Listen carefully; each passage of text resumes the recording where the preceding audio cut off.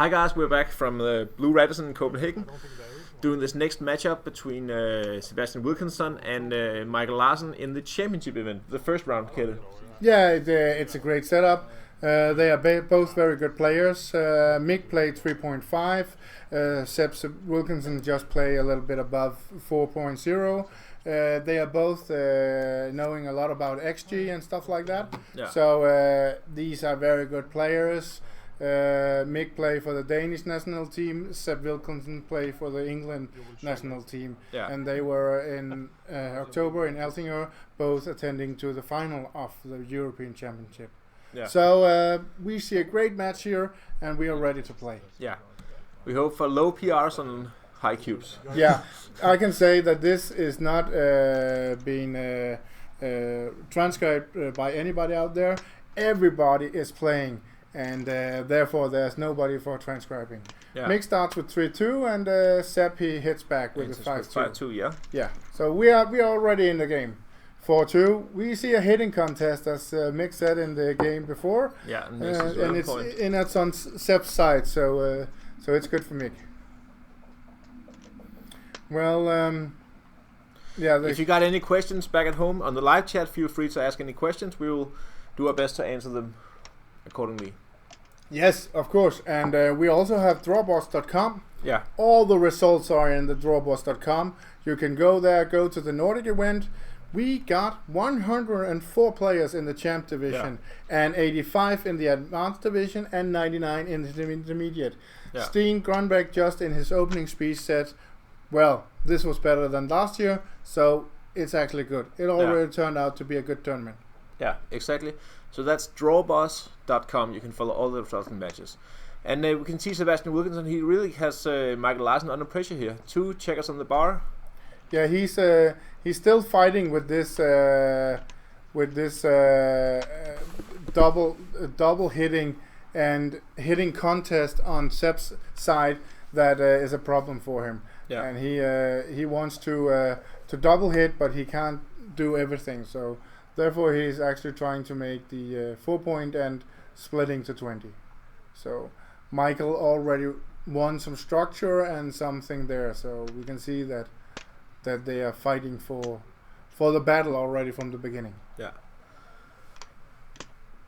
They are very good friends, actually. Yeah. So normally they have some money on each side. Yeah. And therefore it's not funny for them to meet each other in the first round. So it's a little bit awkward for them. Yeah. But I don't think they have any money on each other this time. No. It's too early in the tournament, and they had a little funny talk about before that actually Seb chose the white checkers because he was saying that it was the England colors and the Danish colors are the red ones, so therefore he chose that. But we are still fighting for this. Double and threes. Mick has to play double 3. Yeah. Yeah. He can make the bar. He can do a bunch of things. He can make the 3-point. He can step up. I like to step one up, to save one, and then maybe go to the midpoint. Yeah, you can make the 3-point, but you can also make the 10 like Mick is doing here, and then stepping up to 20. Yeah, it looks good. It also looks good to make the 5-point, but it's too many checkies flying around, so therefore Mick wants to scramble some home. I think they will both go for some play of what is XG playing here. Yeah. I prefer 20 and 2 to 10. What do you prefer? I don't think there's any reason to make the 3-point right now. I'd like going to safety with the blood on the 16-point. And maybe... Oh, Mick actually went for the 5-point. And then maybe taking 2 down and stepping up to the 20-point. Yeah. 4-3? Yeah, it's obviously that Seb is hitting, and then he wants to have something to try to cover that, or he wants a new builder, so he actually steps up from 18 to 15, and that looks fine. And he decides that. Well, I had a bet with Mick on how deep we get in time here. I don't think those two here they have any problem with the time issue, but we could see a little bit of a strength maybe because Mick is playing a little bit better than Seb. But yes, now Seb can make the 3-point, he can make the 9-point, he can run out to 15. He actually has a lot of possibilities. And what do you want to play here, Daniel? From this position? Oh, that's Seb's roll. Yeah, Seb is rolling 6-3. Yeah, yeah, I like that. You like that, yes. Yeah. Yes, it's probably also right. And where's the 4 to the 2 or 1 down to the 9? He's or hitting on the ace. Yeah, I actually prefer playing down to 9. It keeps it's better, but what Mick doesn't want Seb to do is to have the chance that Seb is creating the 20 point, and it also went Mick's way. Seb fans and Mick hits, so that could be a good tempo hit. But actually, they're still fighting a lot for this. They're fighting for that. Yeah. That they can win this. Yeah. Double 5s. It's a tremendous good roll. Yeah. And this game they use the baffle box you can see on your right hand side. Makes things a little quicker sometimes. Without the extra shaking and picking up the dice on. Yeah, the baffle box actually gives you the possibilities of not have cooked dice and stuff like that. So therefore it's better for them and it saves them time, they think. And yes, it's good. It could be saving them. Mick actually has a lot of good choices. He enters with one checker on the 20 point, and then he can run around or he can make points. I prefer to go to 8. To 13 and then to 8.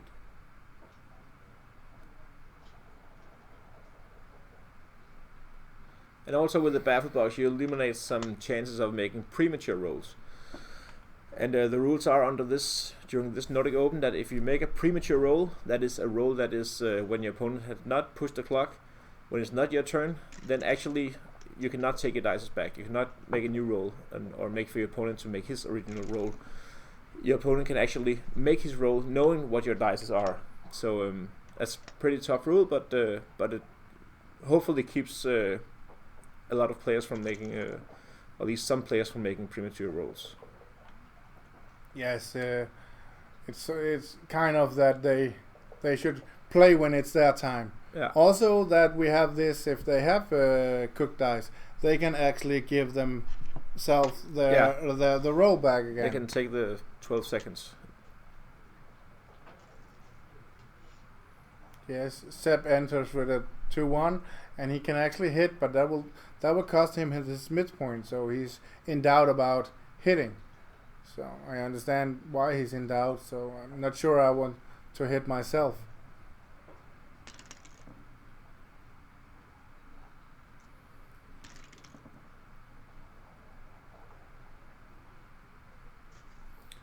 Yes, now he has to clear up his hitting from last time, so he actually has to make the 11 point, and then I think the 3 just has to step up.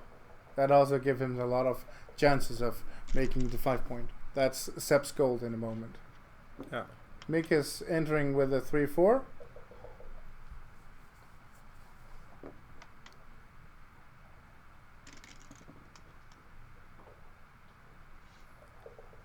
And Seb is rolling 3-1. What would you like to make play here? 5 or out on the 18? Yeah. Should he hit? Should Seb hit here? I don't know if there's any reason to do so. Maybe. Just maybe just building a board or keeping making stronger contact by going to the bar. Yeah, it could be a good idea to make the 5 point, but it also give a 1 shot. So if he's behind in the race, which he probably is, then he should probably just hit. And 11-7 could be the right hit.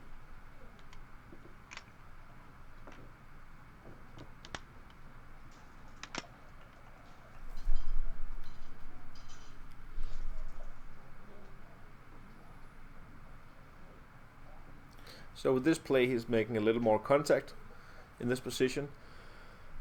Now he Michael can't just play like once down freely from the midpoint. And I guess that that Mick is also trying to hit back, so therefore it actually could be that just I still think I like better making the 5 point. The 5 point would give Seb a stronger board, and it would create a lot of good things for him in the long run. I like the 5 point here. Or at least slotting the 5 as and jumping out to the 18. 11-7 or making the 5 point. That would be my choice. Wow, he fans here. Again. Huge.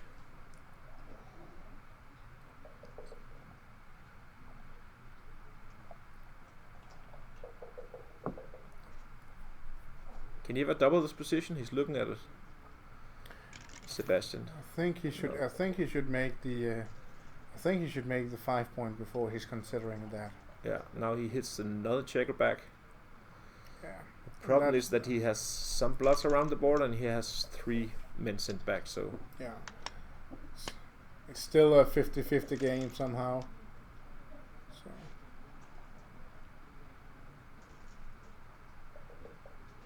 5-1. It's not a good roll for Seb. It's definitely not a good roll. Maybe lift from the 7 point or the blood. Then I would rather like to hit on the 5 point with the ace. Yeah. And then look for the 5. But yeah. My guess would be to play 11-5 to just hit and see what's going on. So we have still the chance of the live chat. So if anybody wants to ask us something, then do that.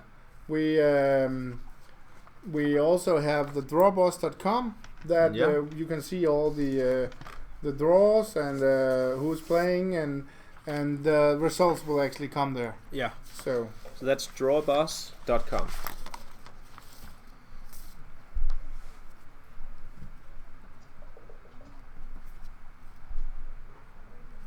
I think Sebastian is looking for the hit. No, he's not. No, he's looking for clearing up.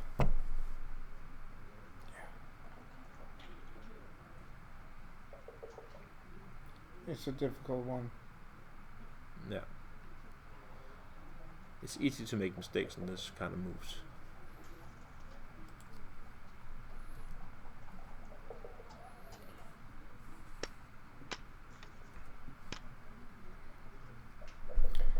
Sebastian is clearing up. And double 5s. Yeah, I think that Mick should move to a 10 point because he wants to block. Plus, he needs to take that checker width from the 20. So this means that he has everything under control. Yeah, he's very flexible. He's winning the race probably. And Sebastian moves his checker, so he can make a lot of points. That looks good. Make it 3. Yeah. Yeah. Fine. 4-1. Yeah, go for the Finally 5 point. making the 5 point. That was the point we wanted to make. And now the next point that Sebastian wants to make is 7 points. So therefore, he can. If he can do that, he will have a nice prime, and he can considering doubling. Yeah. Mick is just making some more builders if he can do that for the 7 point or for lower points. But actually here it would be a great number for Mick to have the bar point. You can only do that with 6-1, but 6-1 is not a running number, so therefore it's fine to do that. Seb is giving a little bit up here. He's losing the 8 point, but gaining the 3 points. So that's a better point for him.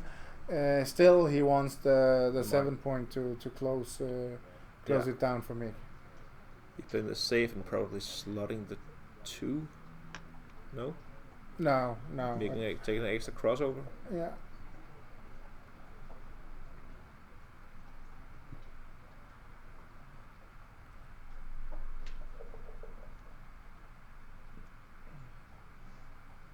So Sebastian now, considering doubling, he's used almost 6 minutes in this first game, and he considering making he makes board. a 2 point.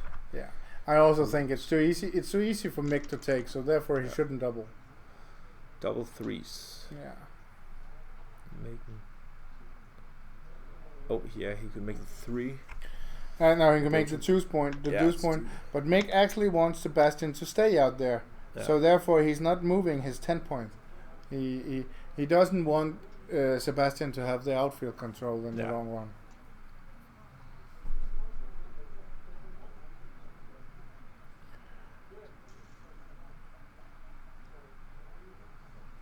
Sebastian is on his way to lose the market here, so if he can make the 7 point, if he can hit on the ace, if he can run with a checker, then, and plus that if Mick is not rolling any 6s, then he could actually lose that. So I think that Sebastian soon has to send over a cube. Yeah.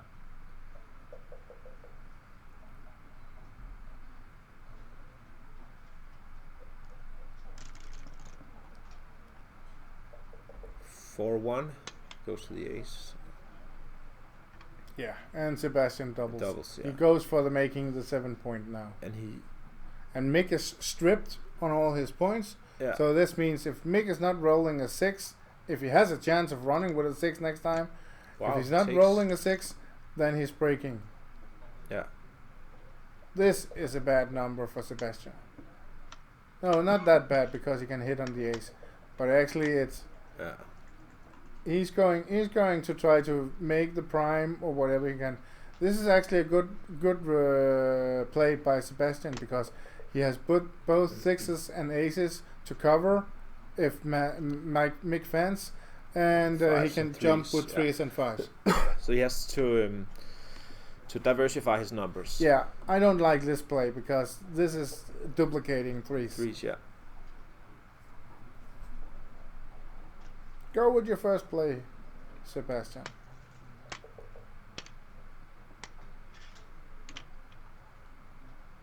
And what do you think about shifting here, Daniel?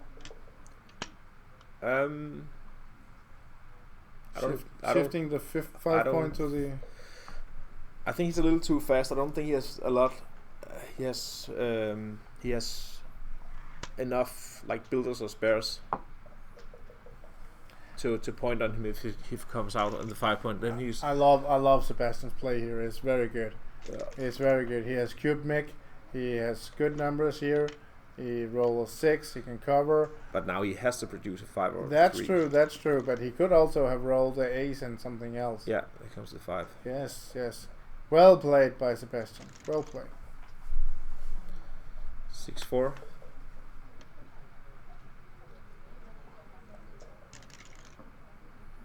The 5 again. 5-2 again. Yeah. Good players play good numbers. It looks easy.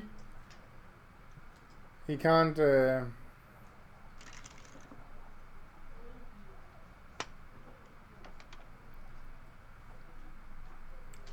This can't really stop him from having any bad things, but yeah, this is the same. I would prefer to play the checker to the 6 point.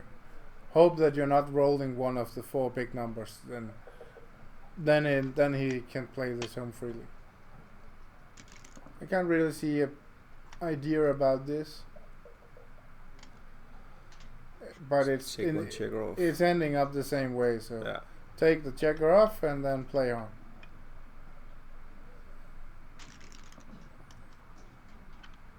6-4. Yeah, it's obviously. Any fans? And Mick probably has. He's losing some gammons here. He has to enter and run home, or he's hoping to have a shot and hit that, and he. Wow. He gets a shot But here, he leaves the shot, yeah. Yeah, but if he's not hitting Mick, then he will go gammon. So. Oh, he's not. He's missing. And he brings another checker in. Yeah. 4-3. Sebastian. Mick is in a hurry now. Mick is in a real hurry now.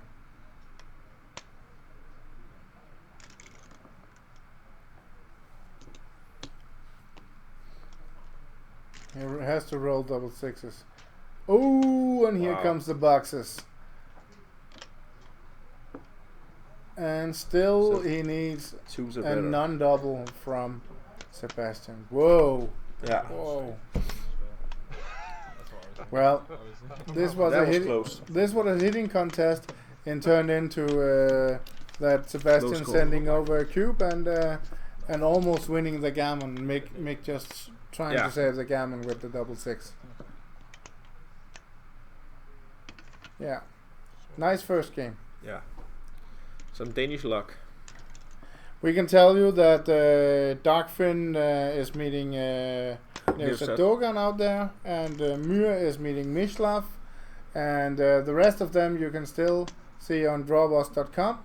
So please follow and see who's 3-6. beating whom. 3-6, yeah. This is actually a good one because Sebastian split with 5-4 and Mick hit with 5-3, and entering with the sixes are also always very difficult in these positions. People actually make a lot of mistakes in these positions.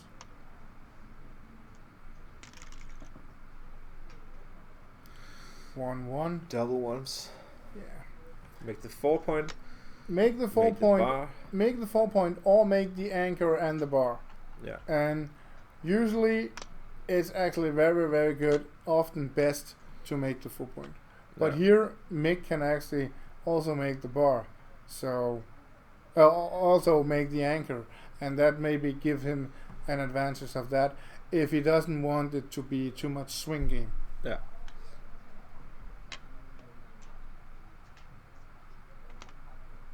No, Mick, this I don't like. He just looks This- at it. This is just showing off. Yeah. We know that you know it, but this is not the correct one.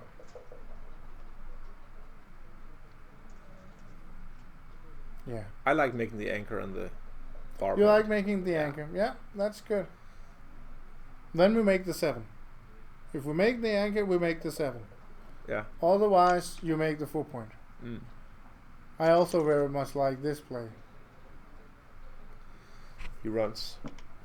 Yeah. Sebastian So now John Stronto. it's very important for me to hit this 4. He doesn't. Yeah. He has to roll the 4 here to Yeah. hit.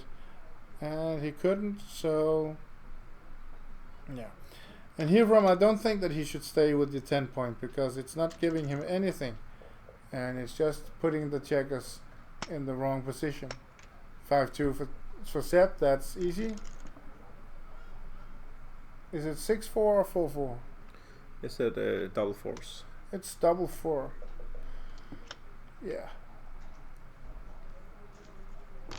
It's actually not a number that fits into Mick's idea here. No. He could actually had felt it much better if he had made the anchor as you want to do. Then he Yeah. could have advanced it for the 18 Defensive point. Yeah. But now he's in a shape that he can't really run. He can't really do anything. Okay, so he tries to go out for the bar point.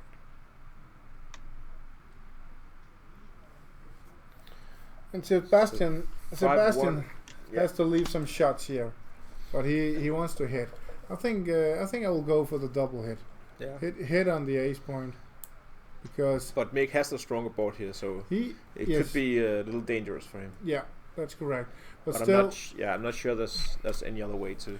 But then the numbers that will hit on the bar point is 8 sixes plus 2 5 4 3. That is 12 numbers. So all in all, it's actually only 11 numbers. This.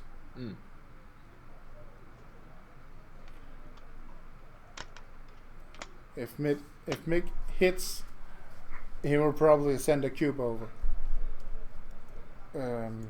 If Sebastian is dancing, so I would go for the less hit numbers and hope that Mick is not rolling an ace. He isn't.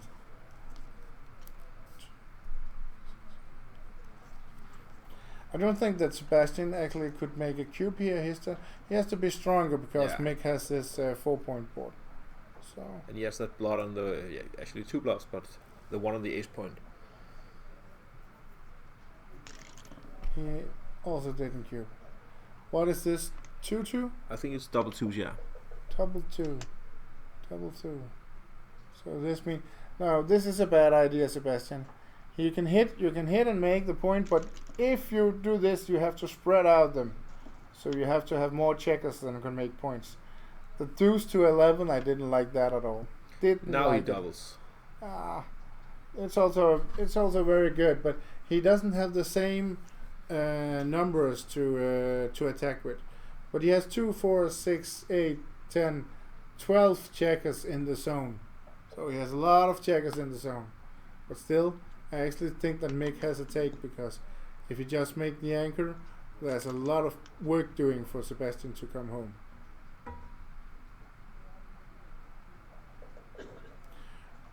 Because of the board strength here, it's difficult for Sebastian to hit loose.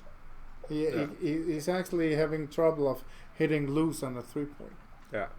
So therefore that's a weakness in his cube.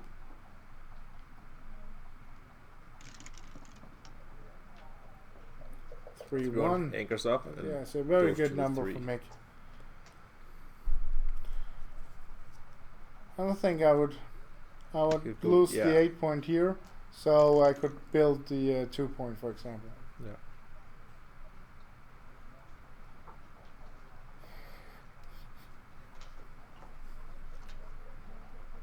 Sebastian could actually go out for clearing the midpoint, but I would give 6 numbers, so he can play safe by 11-6, and that's probably the play that I would go with. I don't think I would give the 6 numbers away. He's doing it? Yeah. Is he better off than me here? Is it correct to give the 6 numbers? Yeah.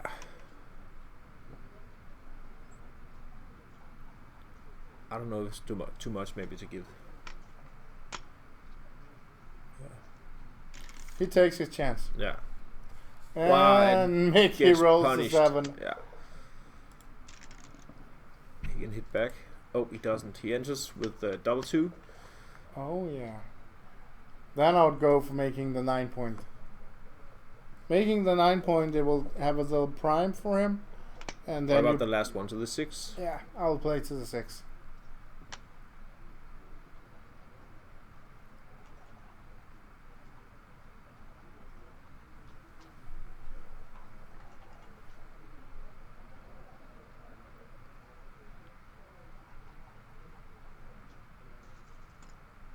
Oh, and make recubes. Redoubles. 4-point board. Yeah, just 1 blood. Stronger board. Yes, if Mickey is making the 2-point, he will lose the market. That's correct. Yeah. So therefore, it looks like it's a cube. Sebastian has his ace point made already. Yeah, that's a disadvantage in his match. Yeah, so he takes 6-4. He has to hit. I also think he has to hit. Yeah. He has to hit, and then he has to play to 11. That gives him more cover numbers. Yeah. Then he can cover with 6 and 4, and 2 and 5 inside. This looks fine. This looks fine. So 2 4s and 5s. And 6 Oh, and Sebastian enters with the 3-1. He has to Yeah. hit on the 3-point. Yeah. He has to take some of the initiative away from Mick. Yeah. Mickey has a lot of good numbers now if Sebastian doesn't hit.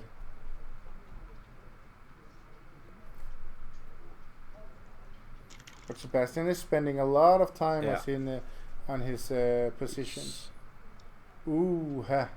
Used 11 minutes in 2 games. Wow. Is this a cube? 4-1. Is this an 8 cube? Are we watching a huge 8 cube here? This is a huge number. Wow. We'll just check it. What do you say? Do we want to cube here? It's tempting, definitely. It is. Actually, I don't think that it's a cube because you are missing the 16th point. Because the gammon will win a little too much. So he rolled 2. I don't know. 2. We can't 2, see 1 it. or double. Double deuces. Double deuces. He rolled double deuces. And then I'll play it to the... Yeah, I think this is the same way. Actually, this is the same way. 5-2 both ways. Yes, I like... Yes, go to 7. You're right, Sebastian. Go to 7. Cover and go to 7.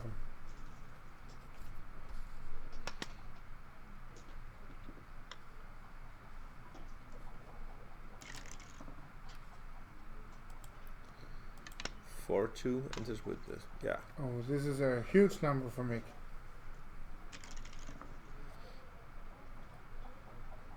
2-1 Sebastian. Yeah. Hits with the He ace. He has to hit and then play a deuce. And I don't think he should give any more numbers. Yeah. So 6-4 Looks looks right. good. 6-4 looks good.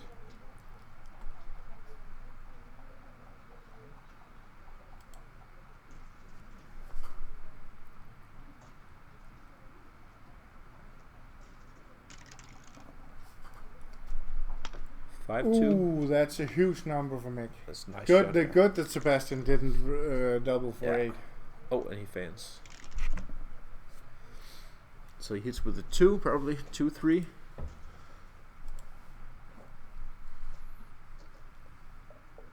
Or he can make the anchor, he can step up to the 20 point.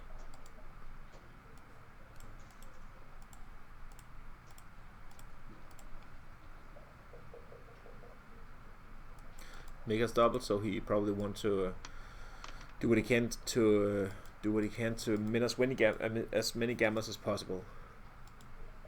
So I think he should hit on the deuce.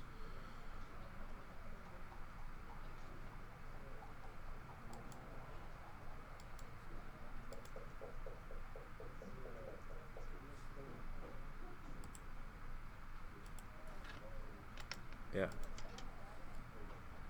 2 checkers on the bar, 5-point prime.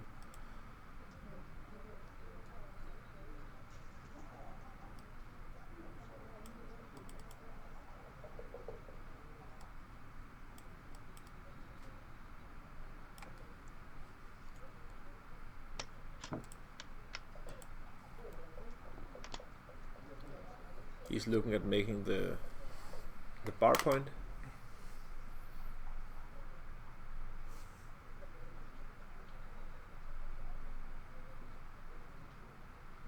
I think he should hit here. Yeah.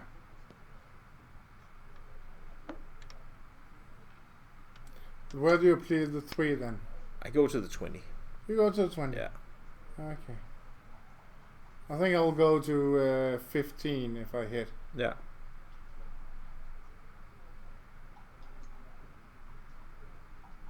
But Mick's problem here is that he doesn't want Sebastian to have any swings. So if Sebastian can roll something very good. Yeah. But he also wants to win the gammon, so the gammon will make him go to 8-2. Yeah. Yeah.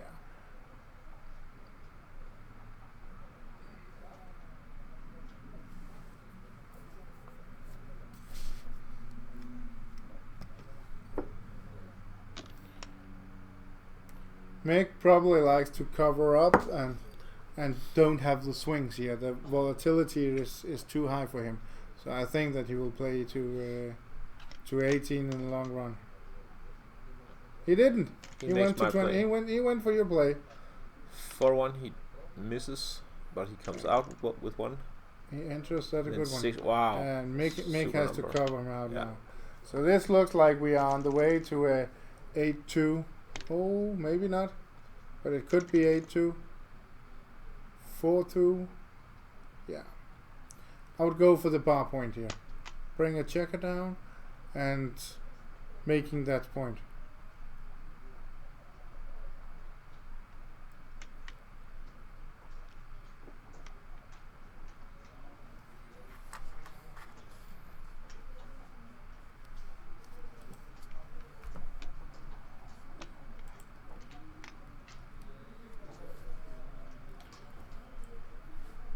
What do you think here, Daniel?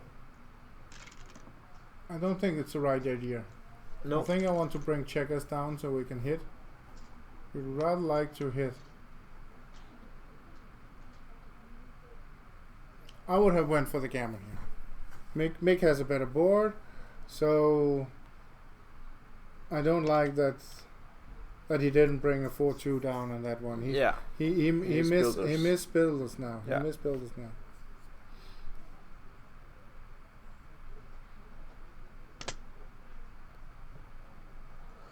So once again, 2 checkers in the bar, and fans. Yes, yeah. Oh, actually, Mick could bring down a checker now, but he could actually also just lifting his 6 point and then playing for some security here and try and pick and pass in the future. Yeah.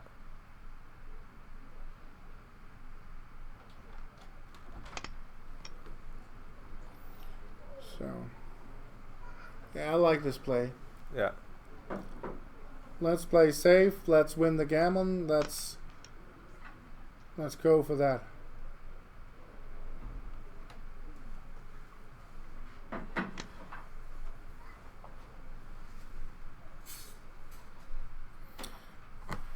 What do you think about this play? This could actually turn it around if he rolls a deuce. If Sebastian is rolling a deuce. Yeah.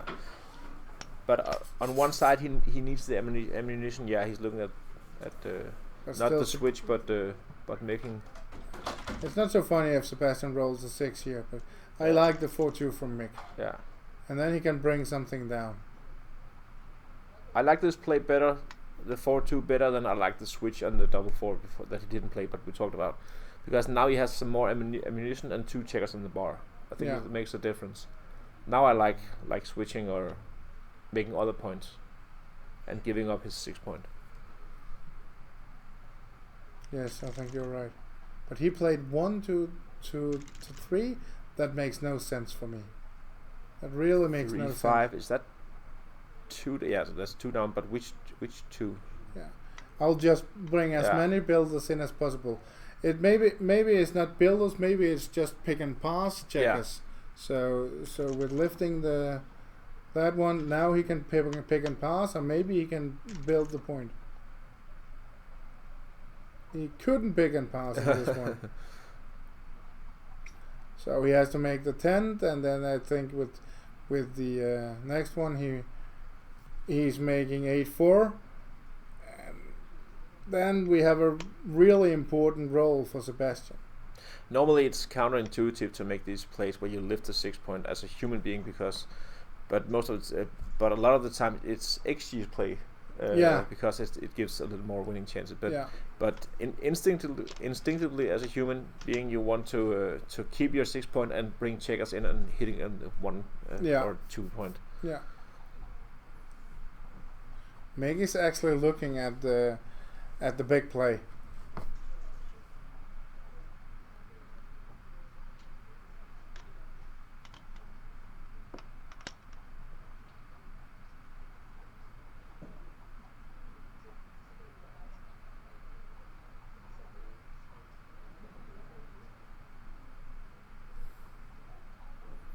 I think you should play 8-4 here. Yeah.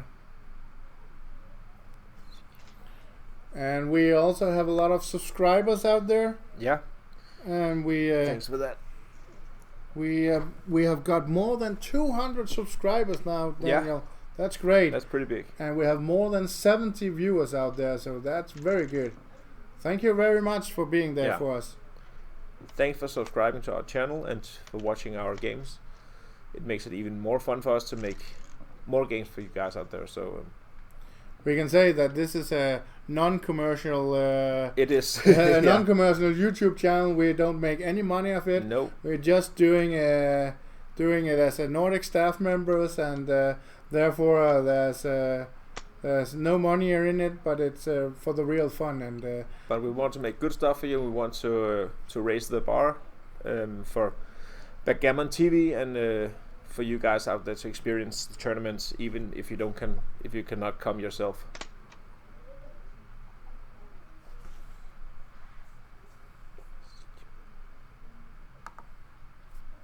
So Seb is trying to prepare for a shot. Yeah. And he wants to really have the chance of hitting him. I can't really see it's a one on next to the bar, and under the baffle box there's a. It looks like another one, but I'm not sure. That's another one. Okay.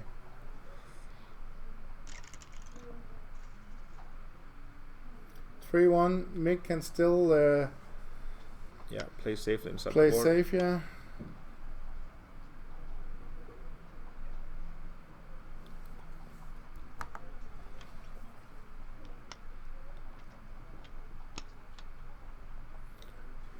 I don't like to be heavy on the last points. I want to have a speed board, so therefore I think I'll rather like to play 5-1. Yeah. He's strengthening his board right now, Sebastian. Yes. Leaves a shot. That was a good idea to make to hold. So Seb, hold that one. Definitely needs a 4 right now. Oh, he doesn't get it. 6-3 covers. But if Mick can pass this 19 point now, he can. Then he will just run home, and Seb is also starting to run. So it just looks that like Mick is getting ahead 4-2. Wow, double threes. Yeah, not much gammon in this position. 2-1. Yeah, Seb got away with it.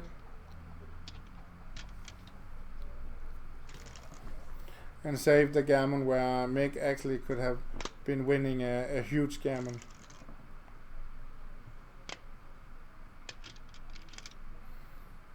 It was a very interesting game, this one. It was.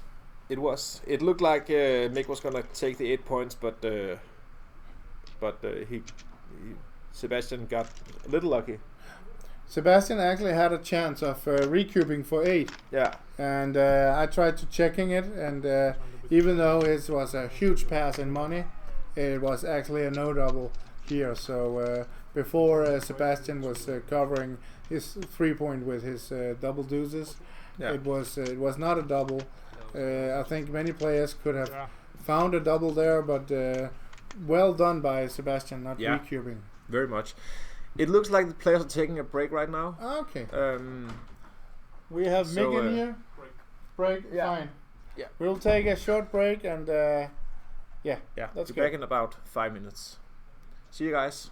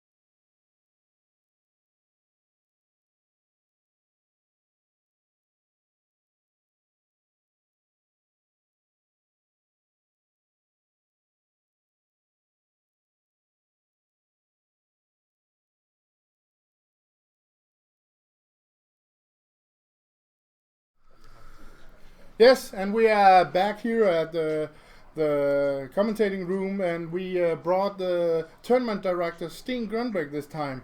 Yep. Steen, we are almost ready to play again with Mick and Sebastian Wilkinson in the first round. But what is happening out there in the first round? How many players are there today?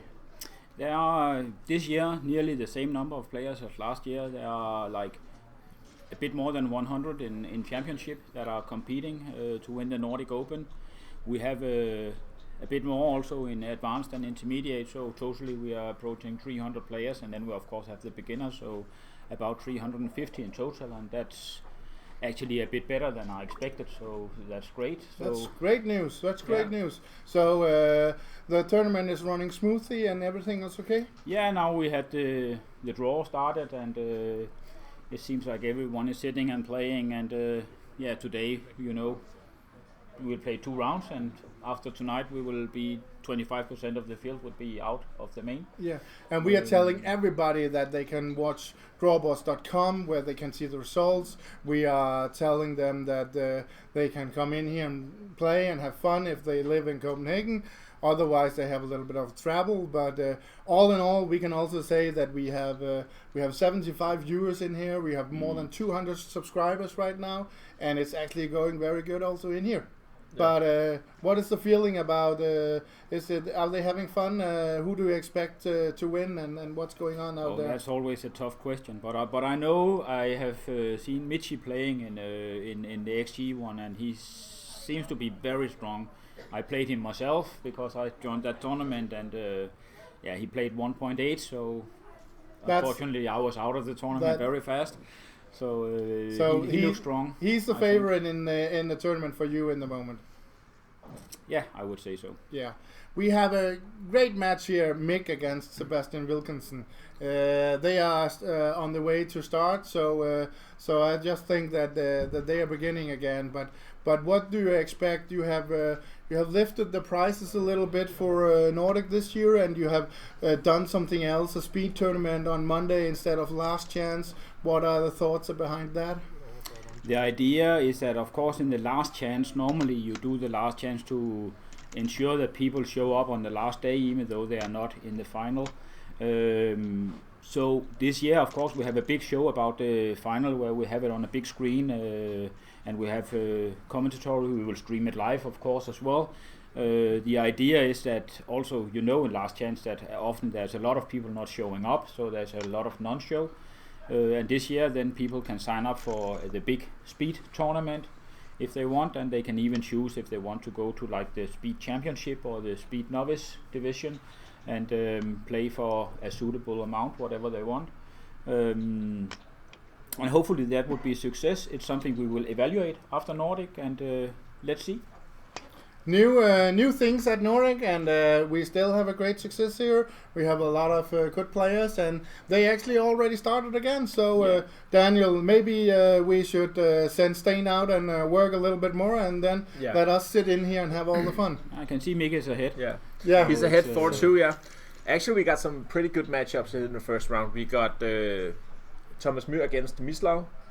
Also a great match. Yeah, and we got Darkfin. Darkfin, the winner of Nordic Open 2015, against the World Cup winner of 2012, Nevzat Dogan. Yeah, so exactly. And we would look forward to not only try to find Danish players in the next few rounds, but found some new ones. Oh, we got a cube here. Of course, early cube from Sebastian against Mick. It was an easy take. It was an easy take, yeah. On the way out here, Steen, you can actually see up here. We had in the game number 2, we had a huge chance of recubing for 8. Actually, Sebastian didn't, and he also was very close to be gammered. So it was good that he didn't recube for 8. But actually, what was a big pass in the money game, it was a no double and recubing. So it has been a lot of things going on already in this match, and we're only in the 3rd game. So interesting. It's very also It's 2 interesting players. I mean, they are both playing all over the world, and we know they play well. So it's very interesting to watch. And let's see. Of course, I as a person, I play on a team with Mick, so I would of He's, course love him to win. who's your favorite? He is my favorite, yeah. But Sebastian is a great guy also. So Yeah, we also Sure. talked a little bit about they are friends and they normally have a little bit of money on each other, so therefore it's a good thing to watch these two players, and they have a huge match against each other, and that's what's going on when you have 104 players. We see some setups somewhere. yeah, there are also always some interesting matches, and Nordic Open is a strong tournament. There are many that said I want to win the Nordic because it's so strong. I mean, a lot of the strong players are here, and normally, I mean, Denmark have the reputation that there are so many strong players in Denmark. I don't know if it's maybe exaggerated a little bit, but I mean, the rumor is good. I'll tell you from personal experience. I would definitely like to win it, and losing a final, it's not funny at Nordic. You know that. It's not funny at doing that. So, well, it just looks that Mick got a high anchor, and he can actually pull this off if he can jump out later. It looks like a normal mutual holding game where Michael has to leave first because he is behind ahead in the race. But on the other hand, if he rolls a 5-5 or 6-6, he is nearly home free. Yeah. So let's see. The next few rolls, they will probably just try to not leave shots and just build their board as good as they can. But that would. It's because Sebastian has a 6-5 here. He had the 6 on the 4 point on mixed 4 point, and he jumps out with the 6 to have it. But he doesn't really like to have the 2 blots in his board. But I think that instead of going to 10, he doesn't want that. Yeah, he should probably just play it to 2s. That would be my play. That would be the normal play for sure. But of course he is behind in the race, and when you are way behind in the race, it's not as costly to leave a shot. And then you had a stronger board. Mick has a plot in his board, so it also means that it could be. But now he rolls a quite the bad double roll, 4 is just smashing his position. Yes, Steen, you actually did quite good. Why be the tournament director here when you're winning in Croatia and winning the European Championship with the Danish team and stuff like that? The only time you're not successful is in the Danish team tournament. That you have said a lot. But you are successful in the international games. Yeah, I prioritize my luck. So I win the tournaments that I think is best to win, and the team tournament is for me a funny thing. So it's just a way of leveling my luck. We have one of Steen's new teammates in the Danish team tournament, Jes Danielsen. He's a very good online player, and he said he will be here tonight and commentating a little bit after 8 o'clock. So in the next round we will take your new teammate. He was the winning star for you this year. He is probably it's his fault that we will stay in the Danish elite division. Without him, it wouldn't have been too good, I think. So thank you, Jes Danielsen, for joining our team. The team he was leaving, Rulle Marie already said this year that they made a good sign because they got a new player called Gert Nielsen, and he made it better. So that's better for them that he could be there. And Gert actually won the warm-up tournament. So I mean, we haven't heard that. Yeah, we haven't heard. Right. So he is winning a lot. He is good. And who you said who won the beginners tournament? That was Signe from Signe, yes. Signe so Pedersen. also a very new player that started in Ringsted in Denmark, and it's always great to see new upcoming players that they when they win, and kind of that's how we all kind of get into backgammon, and certainly we're hooked into it because then we try to travel and try to play international tournaments and travel with a lot of friends, and I think there's a lot of social in this as well when you travel around to Monaco or to Cyprus or wherever you go in the world. And already in May there's a big tournament in Tbilisi in Georgia, so there will be a lot of players there as well. So there are many big tournaments. In the old days there were like in Monaco and Nordic Open and maybe a few more, But today, more and more big tournaments starts to pop up all over the world. Yeah, and it seems like the players are getting stronger and stronger. We also talked to Misla about that earlier today, and he says that he can feel that the players are getting severely stronger because of online in backgammon and XG and stuff like that. Yeah. So we have a very high level of play during this Nordic Open, and this is actually the first time we're doing this kind of live streaming at the Nordic Open. Is that something we're going to do more in the future, or? We will always have some live streaming. I think all big tournaments now have live streaming, and where you can watch the match. Some do it with commentators, and some just do the live streaming with the sound from the board.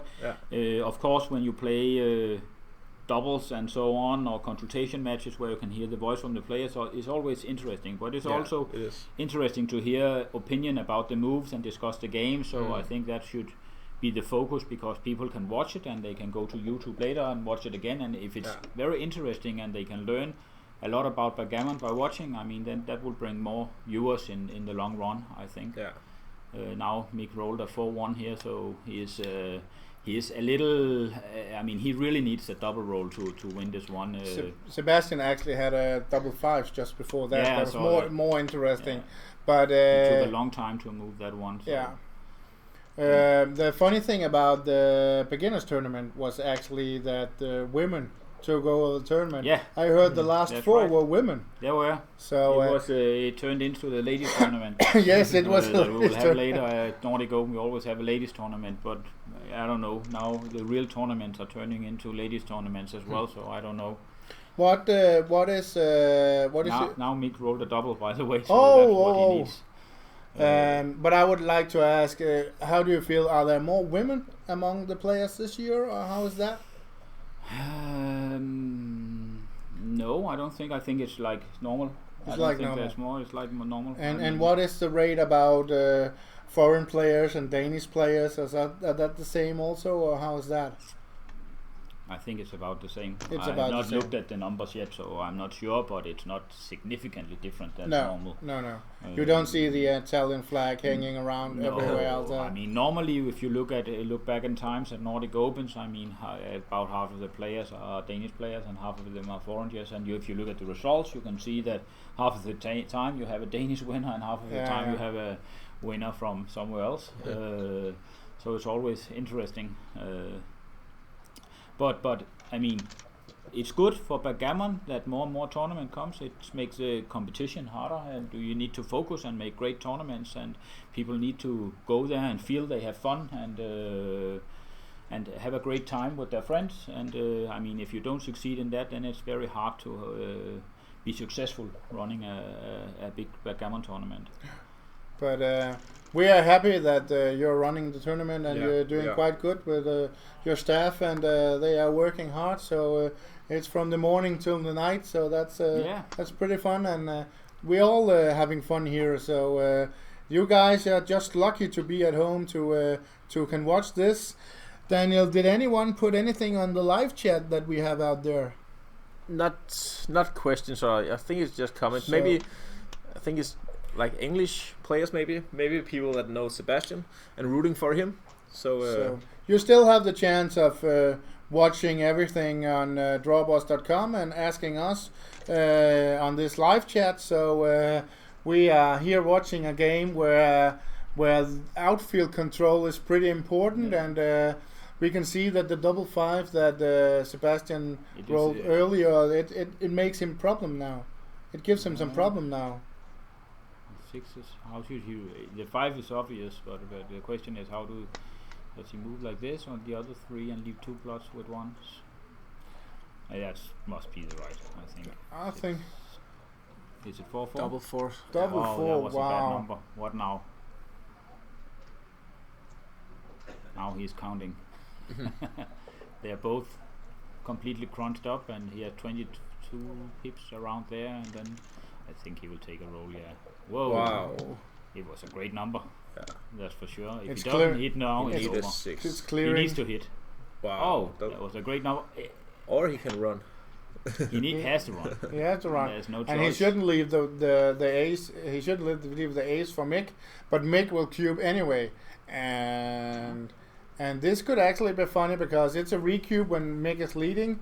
It's an interesting position. Can he take this if he's cubing Mick? I mean, if you look at it, he's not that much ahead.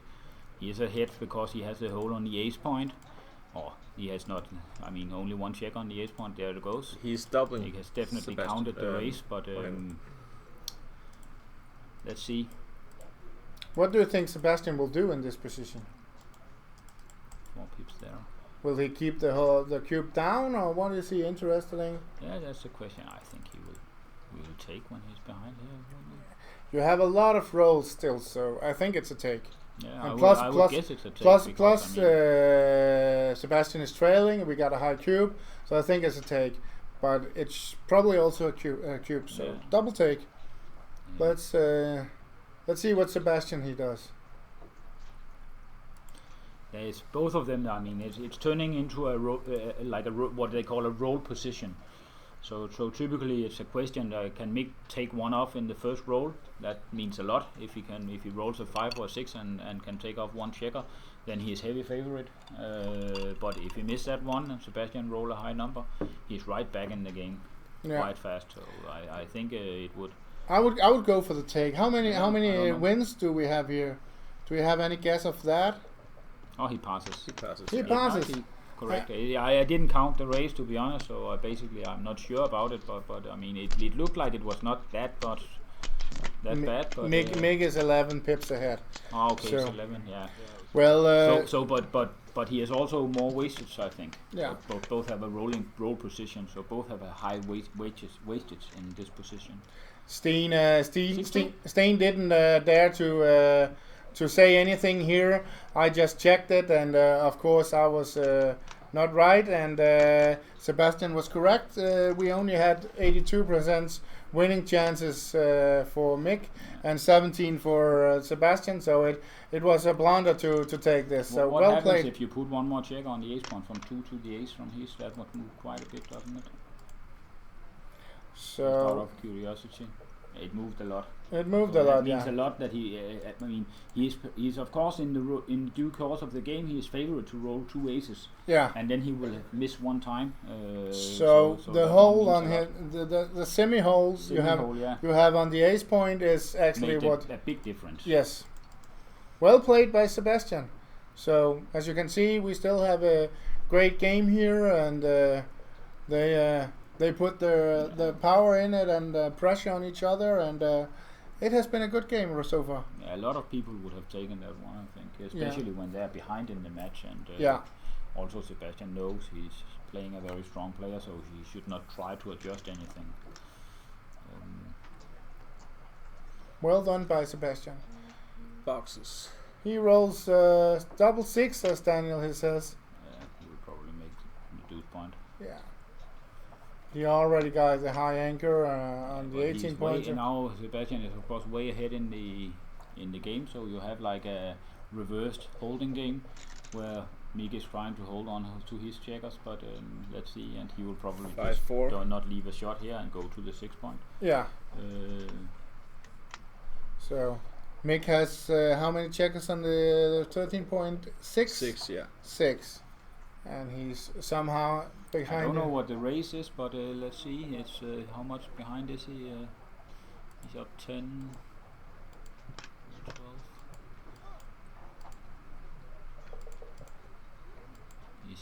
It is. It's probably it's nearly like a holding game. Game over. I mean, he rolled double 4. It's actually, if you compare it, it's like a holding game where Sebastian is way ahead in the race. Yeah. And in this way, of course, you can cube that position. If you roll the doubles, you lose your market by a big margin. Yeah, and he did that by double 4. So yeah. So there was. So it's double take probably, and yeah. Yeah, we can see it also on the analyze that Sebastian was correct. He had a small double, and he made it good with a double 4. So he's fighting back. He's doing good. This young guy. He comes from Cambridge, and he plays backgammon and has been studying a little bit and stuff like that. He's 26-year-old player. We will hear a lot about him in the future. For sure. And also he has a background like as a street magician, so he knows his tricks. Oh, it's all about how to roll the dice. Let's see if Mick can put in some excitement in this game, but I don't think so. I think it's more or less over for him unless he rolled very well. Yeah, he's way behind in the race. So way behind. Wow. But let's see. Is that something you learn the people at the that's how you qualify for the national team. The Denmark team, national team, and your team. He should be able to roll double five now. He's not. He could have done better. Steen, talking about those teams, Denmark against the World event. Yeah. It's maybe the last chance we have to see that, because Denmark is leading 4-3 to 5 in the overall score. In the overall score, and if they win this year, you have to find a new event next year. Or what? We will see what will happen next year, but I mean, last year it nearly ended as well. Denmark was also way behind before the final. I mean, they played these early rounds where they play speed gammon and consultation matches and so on to decide some of the points, and then they start at whatever score they have reached in the initial games. They earn some points, so to speak, but 20-7 in a 25-point match, you're a huge favorite. I believe that last year it was 20-11 or 20-12. Wow. But anyway, now Mick lost. But anyway, it's hard to catch up. But you never know. You never know. Have the deciding, but the Danes have a 5 away, 18 away game to win. Yeah. And that's a huge one. That's a big favorite, and you're a big favorite, of course. But you never know. It would, of course, be very, very. What should you say? Exciting if it ended up being 4-4 and you had the last final next year. But I'm Danish, so of course I hope the Danish team and my teammates from the national team will win this one and just close it and show that they did well and are the strong team. Otherwise, we have a decisive game to look forward, or decisive event to look forward to next year. Yeah, that's for sure. So make roll double sixes. So, but as you can see, these guys are in a good rolling mood, and they could go deep in the tournament. The only problem here is that they have to meet each other for the first round. So. Yeah. So one of them will have a hard time in the fighters bracket. I mean, the Nordic Open format is like, so you have to lose 2 before you're out. So even though you lose the first one, you still have a chance. And the way it's built up is also that with the final 8 we have, it's actually not that hard to fight back in the fighters, because when you reach the last 8, basically it doesn't matter if you lost 1 or didn't lose 1, then everyone is even. You have money, and you are kind of on the final table. So you have a cup chance if you get to the final 8. But what other things do we have on the program? The fighters are starting tomorrow. The fighters will probably, some of them will start tonight already, and a lot will start tomorrow. So that's the fighters to come back in the tournament again, fight the weight back in the tournament for all the ones that are losing in the main. Of course, we have all the side events. I mean, traditionally Nordic Open has a lot of side events, and some of them are already ongoing. We have the ladies tournament, we have the doubles that are already ongoing. The Super Jackpot has started already and will go on. We will start on Saturday, have a mixed double, and there will be a team event, and also the big speed event. So there is a lot of side action. Plus the last few years we also had some daily tournaments. We also have that this year on Sunday. So there's a lot to play. We are discussing what to do. I mean, next year we might have a nightly tournament, so we play during the night, because some people like to play 24/7. No, it doesn't mean wherever you are sitting in the world right now, you could actually take a flight to Copenhagen. Yeah, plenty of action. We are just a 10-minute train away from the airport, and therefore there's a lot of chances to come and play. We are doing this until Monday night when we have a prize giving session. So, but Steen, shouldn't we send you out there and work a little bit more? Work a little bit more. I cannot sit in here and relax all the time. No, we will take part of that thing. Yeah. So thank you for inviting me to be here, and hope you will have some very great matches on the Yeah. stream. As you can see, we have 78 viewers in the moment, and the subscribers are just popping up all the time. So It's great. It's It's great. always picking up until the final, and I mean, Yeah. I hope we get a very exciting final as most of the time. So let's see. Let's see. I have seen some miracle games at Nordic Open. I mean, I especially remember when Darkwing won. I mean, that was a pretty wild one. He was down to 3 point something, just two or three rolls before the Nordic Yes. Open ended. So and still he won it. So that was a huge one. Double six and double threes should go for him. Yeah. So But yeah, let's see. We will probably talk later on, and when we get to the final stage of the tournament.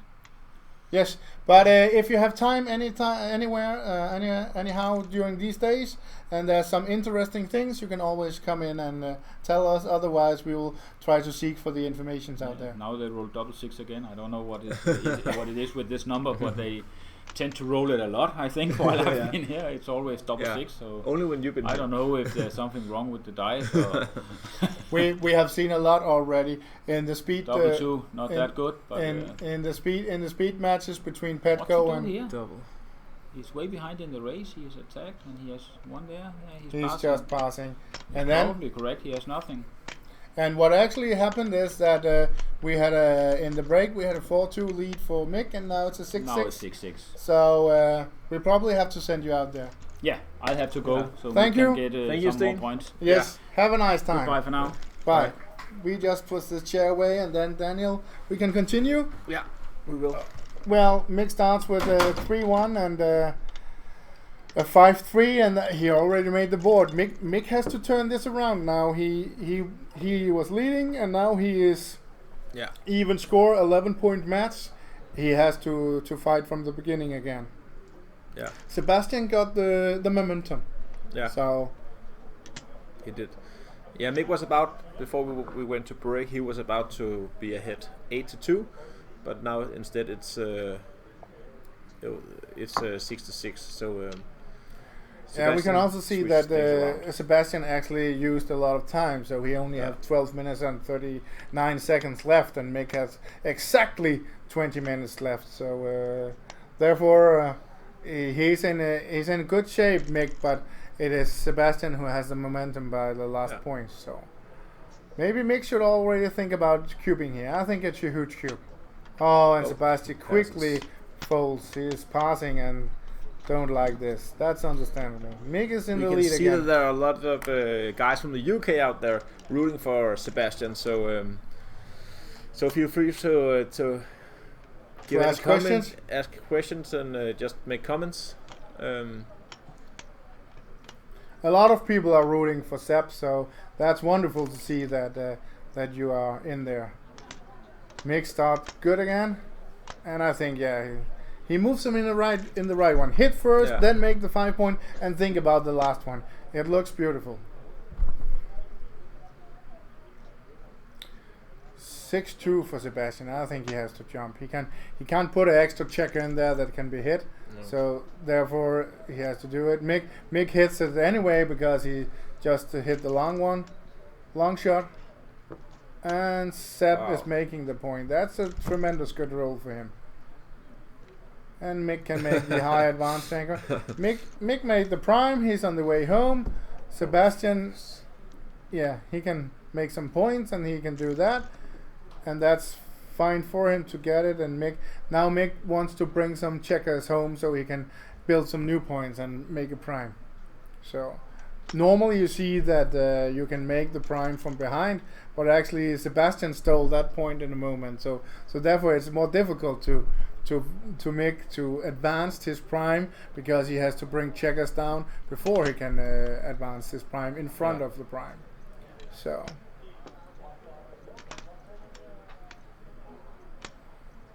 Yeah, it looks fine. What Sebastian needs here is to step up with that checker on the 24 points so he can actually come home with that one. So, who is coming in? Is it Carter? King Carter. Carter, what are you doing I here? was just attacked by a Danish man who plays poker only. Oh yeah, It was a crime against humanity Oh, that I Henrik- suffered that indignity. Henrik Hegland is one of the best players in Omaha in the world, Oh, and excellent. he actually starts playing backgammon. And now King Carter has Been dethroned, whatever, I don't know. what He, you want. he's a new one. But Carter, when you're in here, is that for just giving us some new boards, or do you want to sit down, or what's going on? If you want me to comment on the death, how's the match with Sebastian and Mick going? It's going quite good. We had a second game where we had a 4-cube that Sebastian almost recubed for 8. But it was a huge pass for money, but a no double for the match score when Sebastian was leading 2-0. After that, Mick he came to 6-2, and then Sebastian just evened because we had Sten Grønbæk in here. Oh, did you? Yeah, and he was the tournament director who also invited everyone in Denmark to my birthday. Yeah. That guy? Was it that guy we're talking about? Yes, that guy. I'm very fond of Sten Grønbæk. But he could see that Mick was going from 6-2 to 6-6, so he ran away again and saw that his teammate he shouldn't bring a Baxus against him anymore. Yes, So I understand. How do you express Baxus in Baxus? You mean Baxus? is he like bad luck? Bad luck? Yeah. Yeah, a jinx maybe. Jinx you say jinx in the a American. curse, A something curse. like Yeah. that. Okay. Yeah. Right now I say Henrik, but I mean Henrik Hegland. Henrik But Hegland. that's Remember that name. Yes, I will never forget it. But how was your match? I was leading 8-0, and then he won 17-12. So Wow. it went exactly how I was planning. Okay. I wanted to get rid of the long matches and just win it the other way. But maybe if you talk to Steen, he can create a DMP tournament here. There's a lot of side events. Well, no, I think with the fighters bracket, my favorite kind of bracket, I think you get a little more time. Look, Seb White. Ooh, Mick probably has a cube here. Yes. There's a lot of loose checkers sitting around for Mick to snatch. He's looking. Fives, twos, and threes. Sixes can cover. Yeah. It looks a good one. How many gammons do you think there will be in here? If you pick up all 3 of those checkers, You can have 4. You can have 4 checkers on the bar in a moment. I think. God, yeah, I think this is a double. I'm not sure if I take this. Yeah. But yeah, Carter, I actually had a new bet. I had a bet with Mick about if Mue and Mitchie could get below or above. 5-4 hits twice. Ooh. Thank you for being too good now. Yeah. But I lost a new bet to Mick about if Mitchie and Mue could be above or below 90 seconds in total in the match in time management. So I'm. Did you pick the over or the under? The over. Mick put the line in the beginning without knowing that he said it here that he thought that they could be below 90, and I said I'll take that bet because you've seen them both play, you know. But what also could have happened in that match in the event Denmark against the world was that Mue was leading 6-1 and there was a 4-cube. If Mue had won that 4-cube, it could maybe have been an easily right, and then you don't match. have to waste the so time. So actually I have a lot of percentages in winning it where Mue is just winning a huge game or something like that. Yeah. So I think the borderline was actually pretty good with 90 seconds. Look at Mick is about to have, yes, count them, 6 loose checkers. Oh, pardon me, 7. If Seb comes in with a double 2 or double 5, Mick is going to be hating life. Yeah, double 2 is not hating life. Double 5s, however. Double 5s is probably the only one. That's also why he's looking for some security here. Yeah, but This is. It's only one number. Oop. And Mick keeps going.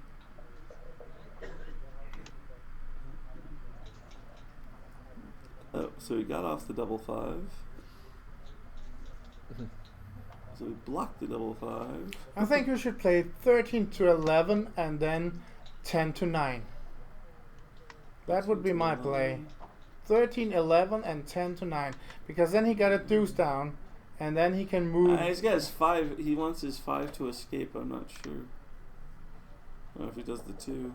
But yeah. But this doesn't give him so many. No, but he's stopping the super uber joker with cheese, which is the double 5s, which just hates life. And he's probably hitting both, right? Oh, Yeah. That's the 5 for sure. Take them out. Take them out. Yeah, 4 in the air. But let's say that he will be hit back on the ace. Would you considering cubing then? No. Still too good? You're still too good.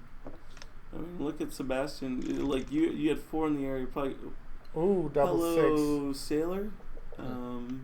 Okay, so there's 1 point. Yeah, and then make the deuce point. Make the deuce point. You hope they don't roll a 5, and then you play for backgammon, the uncubed backgammon. Such a fun number. Oops, bad time. It's only more fun to play the cube backgammon. Right. 2. Oh, yeah, you come out because the double 5s hits twice anyway. No, the double 5s can only hit once. Yeah, you got 4 in the air with the double 5s. They only hit once. When I can only hit 1 when I suddenly understand how you can lose to a Danish new gammon score. Anytime you feel like breaking off this and playing a cash game, I'm around. I'm available for children's parties. I'm free. But and I will bring a 4 down to 9, so we have more covers here. Yeah. Out with the 3 and down with the 4. Yep. Maybe. That seems right. Yeah. Oh, come on, Rick. That's not the gammon. That's not the backgammon play. Oh, he did it. Oof. He did it. Oof. Oop. Other side of those. Yep. And here we are, and still blocking double 5s. I don't like this. Oh, this I like. Is fine. This is much better because it's only double 5s. That is good for him. He could actually, if he want to, he could play 7 and 8. So, but the double 5s wouldn't hit because what's he looking? Oh, he's looking at like he could roll double 6s or something, and he doesn't want to leave direct. Well, I see that. Even though I feel like he's shuffling deck chairs on the Titanic because. But if the Titanic is sinking, it's not funny. Alright. However, this is 1, 2, 3. See, and you would have just had you would have had the closed board and the 4 checkers up. I just come on in from the front. There you are. And scene. But your double 5 isn't so good now. Your double 5 is Mick has the best double 5.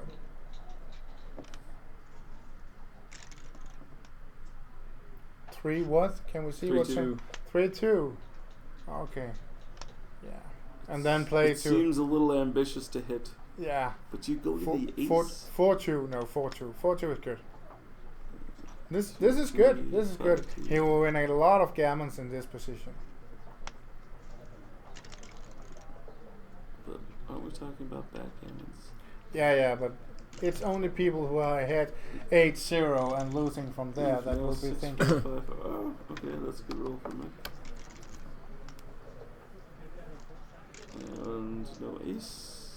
No ace. And then 7 needs to dance twice at least. 3 times. Yeah, I think I'll play 1 off here from the 3-point. Yeah, I think so too. That's just. He takes the 2 off first. Yeah. And then he thinks about it. Now you're thinking about the backgammon? Come on, Nick. How many backgammon do you think is here? Not enough to play the peel off. But it does get you to an even number. Yeah. Maybe it's closer. I'm thinking. You roll that set, you leave a. Yeah, that's probably right. We could also have looked at clearing. That was my play, definitely. 3 off, that was my play. So 4-1. Sebastian needs to dance and pray. Nope. Prayers are unanswered. Jumps out. And he will be gammoned here. There's no chance that he can save this one. Right. But I think that Sebastian is a lucky one here. Mick never cubed. Mick never cubed, so he's only losing 2 points. That's true. Could have been 3. Yeah. Oh, well done. All right, I have to drop this P40 baffle box to Akko. I will come back. We heard so much about this P40, so next time you must bring us drinks instead. Right. P40. It's an amazing. Or a freeboard. Or a freeboard. Bring us a freeboard. I brought 2 freeboards to Denmark. Pretty stable. We're getting the good opening rolls. 4-2, 4-2, 3-1, 6-5. I got my bag.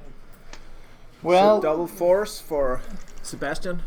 Oh, Daniel, I just wanted to ask you, what are they saying on the live stream? Are they answering anything or questioning The live anything? chat? Just people basically rooting for Sebastian. Okay. And asking if we use XG to check our positions. Yes, we have XG available. We're not transcribing the whole match. We don't have like manpower to do that, but no. But we have a question for Lawrence. There are a decent number of British players in the Nordic. Are there many Danish players traveling over to play in the UK or London Open? Yeah, sometimes we see somebody travel to London. Yeah. I already heard that next fall there will be a tournament in London, and I know that some of them will travel over there. Yeah. I have some friends that will do that, and I know there are also some girls traveling over there. So next time there will be something in Britain in the fall. It could probably be 5 or 10 Danish Danish players traveling there. Like exactly the same. About 5 to 10 Danish players travel to UK. Yeah. Every year for the London Open. Yeah. Yeah. And we have a lot of friends over there. So I also have seen a lot of Danish players go to England a lot of times before. So yes, the tradition. And also Raj won the Nordic Open in Copenhagen last year. Last year, yeah. So we have to travel over there to get revenge at some point. Yeah. So we also talked with Raj, and maybe he will show up in the commentary booth. Could be fun. At some point. So but we have a game here where Mick stepped up to the 3-point, even though that he can't run out from there. So it wasn't so good because it's blocked on the 9-point. So in total, Sebastian looks like the favorite in this game. Mick got Sebastian was thinking. Mick got the 4-1 and Sebastian was thinking about the cube. And he didn't decide to cube, so therefore, we just move on. Mick rolled a 3-1. I guess is playing 8-4. That's the normal play. Don't give any more shots. Keep track of the pip count and stuff like that. Sebastian, he would like to make the 4 to 5 point. If he makes that, he's in a huge position. So of course he's thinking about cubing here. Oh, he is cubing it. Yes, Instant take. And Mick takes. It's an easy take. Oh, and Sebastian again. Run off. These double sixes is coming in very often in the moment. But it can cause Sebastian some trouble in the future that he has these gaps on the 4 and the 5 points. Yeah, that's definitely for sure. He has to roll small now. Yeah, and he can make the 4 point. No, Sebastian. No. What are you doing? He hasn't seen the play. I really love the 5-2. Now he saw it. Good. Yeah, both players are laughing a little. You can see at the top left corner. Oh, I didn't see that. But I really loved Mick's 5-2 just before. He makes a deuce point here. I don't like that. I want to have checkers down so I can make the 5 point. Yes. Yes, Sebastian. Lift that 9 point and then come on in. The small numbers can give you the yep. Mick, you slot the 5 point and I'd rather like you to slot the 5 point. Get it as fast as possible. And Sebastian, he can make the ace point, that's okay.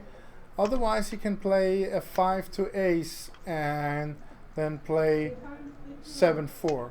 That I think would be my play. I like to have some extra checkers on the 4 point. Can you see this? 5 something? Nope. Can't I can't. see it. There's It's a a 5 glare deuce. in the dice, so It's a 5 deuce, so it looks fine.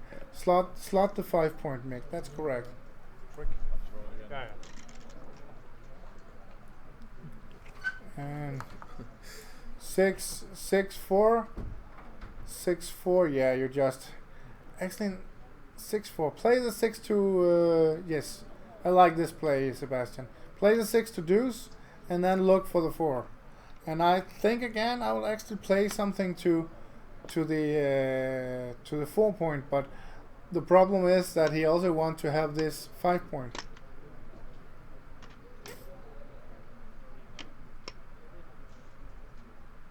Yeah. It's like you said, Daniel. This is really going to be a huge problem for Sebastian, Yeah. not having the 5 point. yeah. Oh And no, he no. nearly missed that he could make the 4 point earlier. So Yeah, correct. He had 4 checkers on the 8 point, right, at the beginning. Yes, he had. yeah. He had 4 there. Yeah. And you actually often see this. People think that they never will make a mistake and never ever Yeah. move their checkers wrong to a wrong place, but this is that they often do it anyhow. And Mick, he just put the checkers where they belong. That's fine. Oh, and then Seb, I was telling that 8-4 was my play, but now he actually lost on it because he couldn't make the 5 point when he don't have any there. on the 4 8. something. 4-4, I think it is. I think it's 4-4. Yeah. I hope it's 4-4. Otherwise, it's illegal. Yeah, that's true. But that's not a good roll for Mick. No, That was no. definitely not a good roll for Mick. No, Sebastian. You have to clear the points now. No. Please go to the 7 and to the 4, yeah. Yes.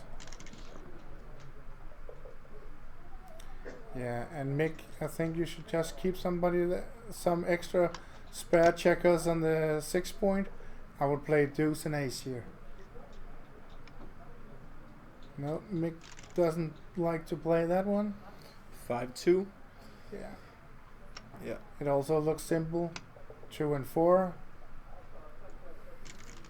If Sebastian can roll a good number here, he can clear the 7 point, and he's happy to do that.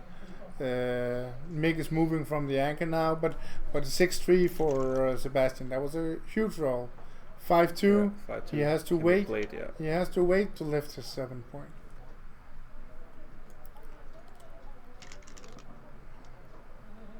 6-1. Move it around. Down to 7. Down to 8 at least. I think just down to 7. That's fine. If He's looking at the running play. yeah, and that is because that Sebastian still has some good numbers. 4-1, 4-3, 4-4, 2-2, 3-1, 1-1. All good numbers that can make a point on the head on the 3 point, and that he's not interested in that. But I would like to stay and just go around because you make some money on the 6-2 and the 6-4. 5-4 also. So it's That getting, was actually a lot of good numbers for Mick that he was staying in there. now it's getting awkward. Yeah, it's getting awkward. And Mick can stay one more time. And Sebastian, he fives. clears with a great number. They must be cheering in England now. Yeah. They must. I bet they are. Yeah. Should Mick stay here if we have Sebastian rolling 3-1-2, 3-1, 4-1, 5-1, 6-1? It's actually giving a shot. And I like staying there just for one roll. 5-1. Can you hit? Can you hit, Mick? What do you think here, Daniel? Would you hit or would you take a check or more off?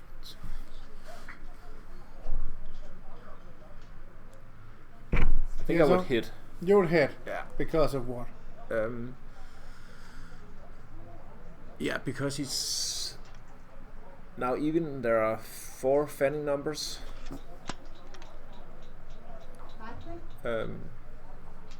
Yeah. I don't think that extra checker off has that much value.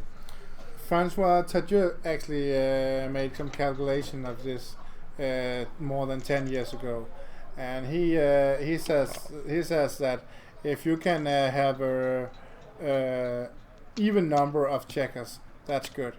And now they rolled huge number, both of them, 6-6, 4-4, great numbers. But Sebastian is ahead in this race by a mile, so it's difficult for Mick to pick this one up. He has to roll in a moment. Now he has to roll two higher pass, too high double numbers, and that's not enough for him. It's over. 9 against 4 checkers. We see a 9-8 game. 9-8, yeah. That's 8 away, 9 away game. So we almost have an even score, and we are closing into the final of this match. And we can just take a question from Karen that asks, "Hi guys, I'm from Georgia. I'm from the Georgian national team. Is the Danish team planning to arrive to Tbilisi for a worldwide trophy like last year?" Oh, I haven't heard that. Have you heard anything? No, me neither. I don't know anything about that. We have to ask the national coach Michael Weiler about that. Yeah. And he's just sitting out on the other side of the room here and the wall, and we can ask him if he have some spare But time. it could for be that. fun. I guess Karen wants to see some of the Danish stars. Yeah. Yeah. That's on her home court. that I understand her why she wants to see them. It's very good players and nice guys. So they are having a lot of party when they are traveling around.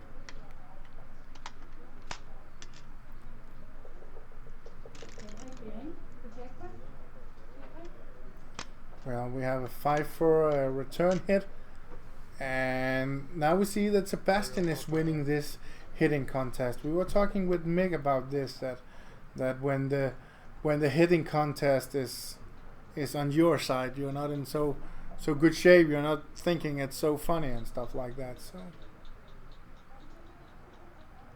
And Miss Osgood is commenting that there are quite a few Danish players who live in England, but they tend to play poker now. I guess it's hard to make money playing backgammon if you're doing it for a living or to make money. Yeah, it's also hard for them to play poker. So some of them actually are going for the sports betting, but they don't tell us so much about it, so we don't know much about it. No, they don't. So. Well, 4-1. Sebastian could hit and run, or he can make the 7. When he is up against a back game, it's very important to make the prime. So I actually don't think that this was a right play from Sebastian. I would rather have the 7th point in that position.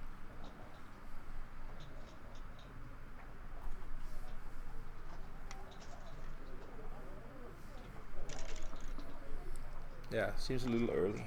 Yeah, therefore he's also just grabbing for the 5 point here. He's not going something like 20 to 14. It's just bad play. I would rather have the 7 point last time, and I love to have the 5 point here. So Sebastian, he can he can actually going for the attack here. Yeah, he has a lot of checkers behind, so he definitely have to hit with the ace and the 5 point. Then he has to find out, will he jump or will he just slot the 3 point? My guess is that I would like to hit here and slot the 3. He can also run, of course, but I think that just gives Sebastian time for creating something new. And now Sebastian is there where he wants to be. He wants to grab out for the 7th point. Mick is rolling a tremendous good. He's coming in, making the 5 point and what? Slotting the bar? Yeah, I would go for slotting the bar. Oh, Sebastian can hit back again. He hits back with a 7. He will do that.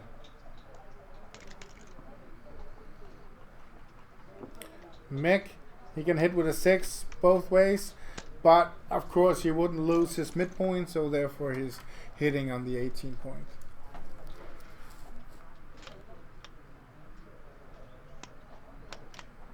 Five, 3. It also looks like it's correct. No. I don't like going to 8 or lifting the 11 here. I like Sebastian. Go to the 13 point. That's great.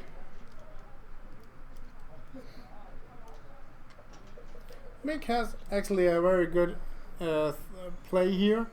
He can make the bar point, but he can also make the 15 point. And it's no idea in hitting on the 3 point or something like that. I just think that he should bring this to the 15 point and make that instead, so he has something to play with. Yeah, he's looking at it right now. He's finding the right play now, I think.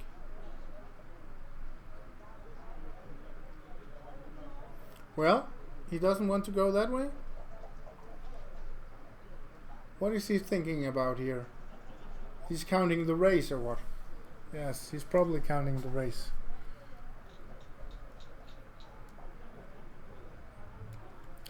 It's like when you're in a back game, it's very important to be behind in the race with something like 70, 80 or 90 pips. Mucci made a seminar about that in Sweden some years ago, and it's actually very important that you have this because of the timing. Otherwise, it will smash your positions. And Mick is here trying to play with a 3 point back game, and that's he doesn't have the timing for that. I definitely don't like this one. You like the 15 point? I like the 15 point. I will definitely go for that one. But Mick is getting what he wants. He's getting more timing, and that's good for him. So yes, and then Sebastian just will bring the last 4 to the 14 point. This looks fine. He can now go for the 10 point if you have a chance of that. If Mick hits here, then I really don't understand why he should need with the 18 point, because he's taking some timing away from himself.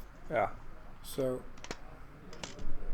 I don't feel that it's consistently with what he could have done.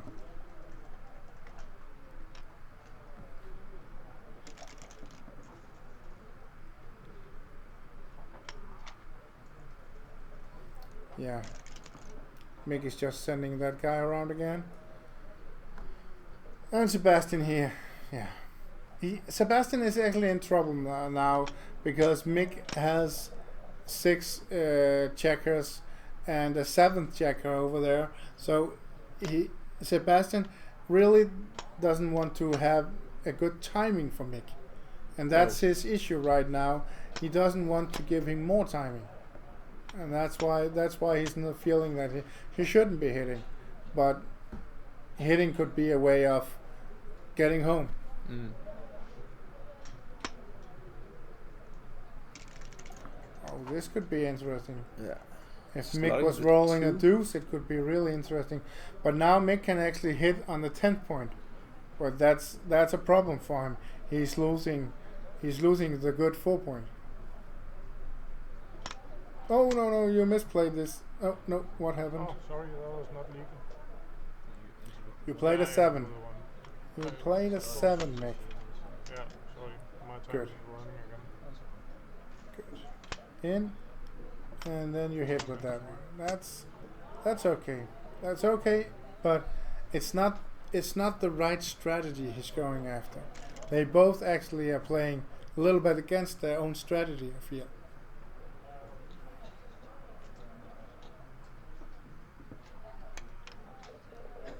Yes. Sebastian enters and he just have to cover his 2 points, so therefore he has to do that. And Mick, yeah. Mick, he would like to have the 4-point bag at Sebastian's home board. So he will of course roll the 3 to get that. Instead, he didn't get it, so he has to make some blocking points so he can keep track of Sebastian. And Sebastian just, yeah, Wow. Sebastian just made a good roll making the 4-point, but all in all, it's not the way that I wanted it to go. He hits back 5-3, though. that's a huge number. 4-1. Yeah. He's Now Sebastian hitting. has to step up. He has to step up. I'm not sure I like this hitting now. Yeah, he must be hitting. Of course, he must be hitting. And if he can, oh, you can't do that, Sebastian. It's blocked. It's blocked. Sebastian probably has to run to 18, and yeah, that could making the anchor could be right. Making the anchor. Yeah, I like this play from Sebastian. Double deuce for Mick. Sebastian actually could think about curbing, because if Sebastian is getting the ace point before Mick is getting the ace point, then Mick is far behind in this one. So Mick has a game when he rolls an ace. Yeah. Therefore, of course, Sebastian is thinking about it. This is a very good roll. 5-4. Take 2 down, and then you have your prime against your opponent's back game again. But still, Mick has to roll this It's fanning. this ace. Yeah, I know he fans, but he has to roll the ace before he has a good game again. I'm not sure if Mick can take this.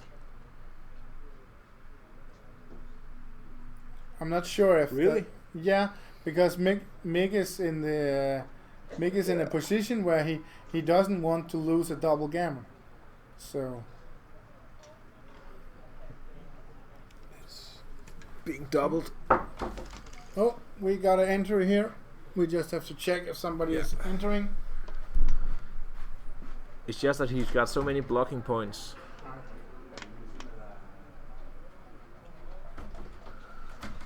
He's got a ton of blocking points, and Mick.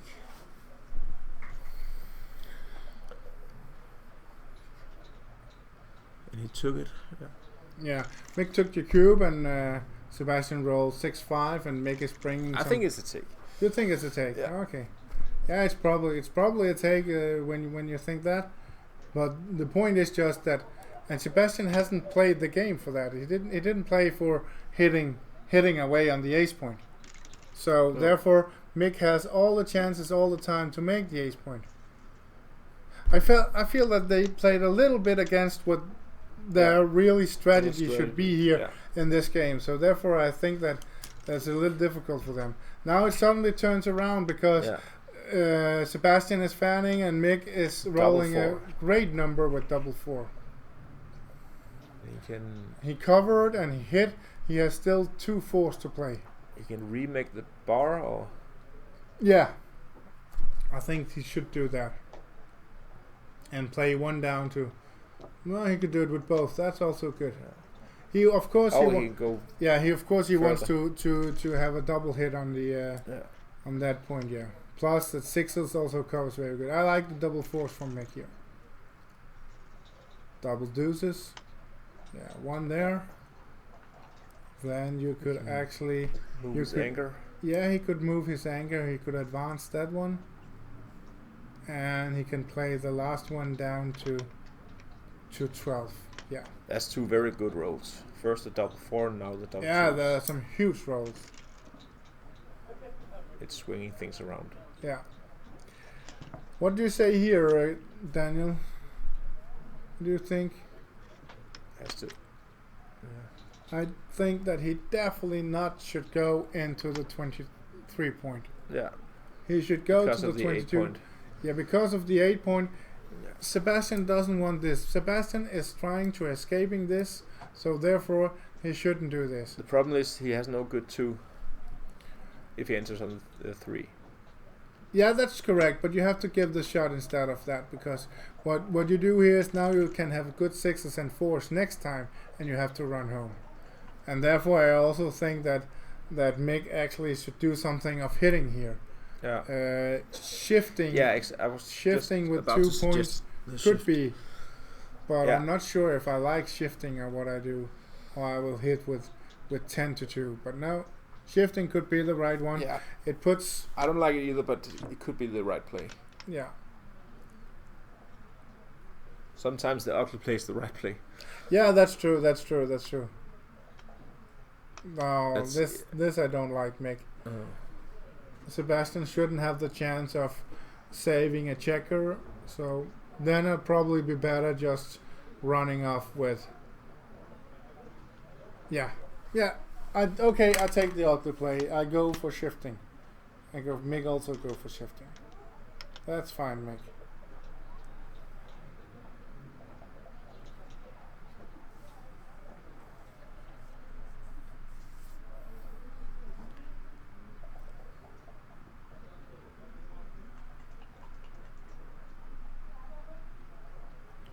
Well, they used a lot of time. Actually, what they have left of points in the match right now in these championship division matches is what they need. And they need 17 points, so they should have 17 minutes left on the clock. So Yeah. they used a lot of time instead of keeping the track of that. So they will have some time issues in the end of this match if it's going to, like, for example, a DMP. But Mick, I think you should double hit and then come on further. I can't really see the idea about this. It's just priming, and yes, Mick will have the outfield control, but he didn't like the double hit.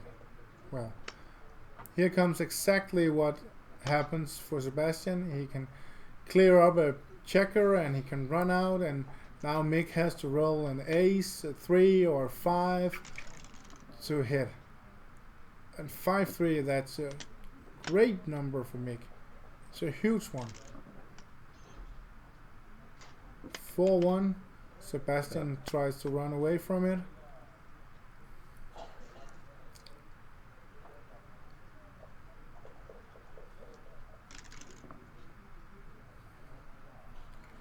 Double 3 for Mick. I actually think that Mick should put Sebastian on the bar here. Shifting from 4 to 1. That should be the first. And then he actually could play. Yeah, good Mick. Yeah. Put him on the roof. Let him dance if he can do that. And then we have 2 extra 3s. And first I like this one. Going to 12. But I think in the end I would actually like to go to 15 with both checkers. Yeah.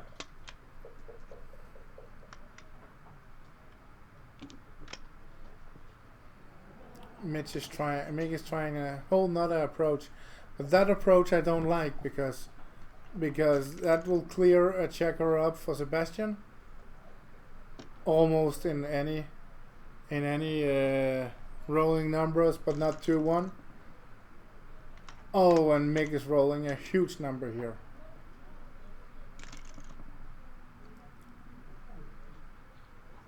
Well, now the So funny that how does yeah? I think you're about to say this, but how does Mikkel handle the cube now? He's 8 away. we actually have some very interesting thing when we're 8 away and can recue.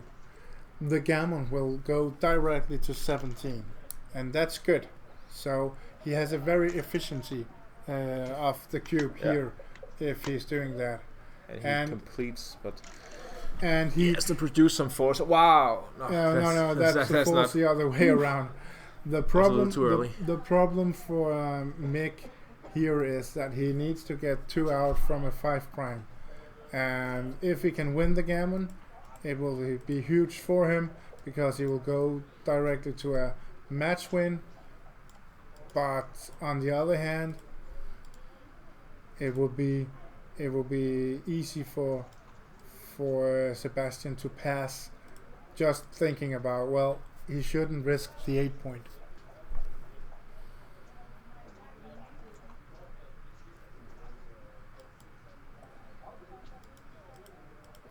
Well, what do you think about it? Would you take He's here? redoubling. He's redoubling. He's just passing. He's passing. Yeah. Yeah. Mig is trying to save himself from the numbers that would not give him the bad rolls. It might help actually. What's that? It might help if you had one less.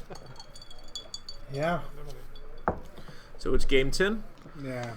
Mick. 11-8 to Mick. Mick got the 6 away, 9 away.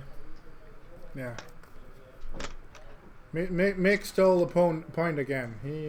He has been stealing 3 of Sebastian's cubes, so he looks like he's the guy who's in shape of this one, and he's back in control again. The only time he didn't control this game, it was when Sten Grønbæk was here and they're talking about it. So maybe he could hear Sten talking. Maybe that's a sign. Yeah. Good for Mick that we send Sten away again. Well, Sebastian rolls a very good roll from the bar here with double 4, enters, and he can hit twice. This looks good. He must be aggressive now. And Mick is entering without hitting. That's good for Sebastian. And Sebastian, yeah. You can hit again. Yeah, this looks good.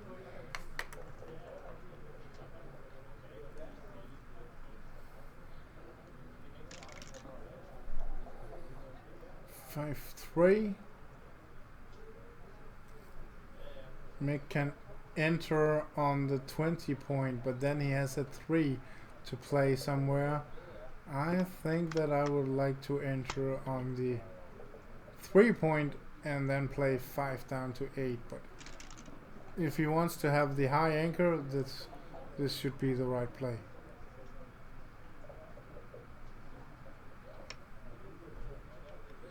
Yeah, Sebastian covers and steps up. That looks good. 5 something. 5-4 maybe. 5-4. I'm not sure. We can't see it. You call it a shining light in the die Yeah. Yeah, the glare. A glare.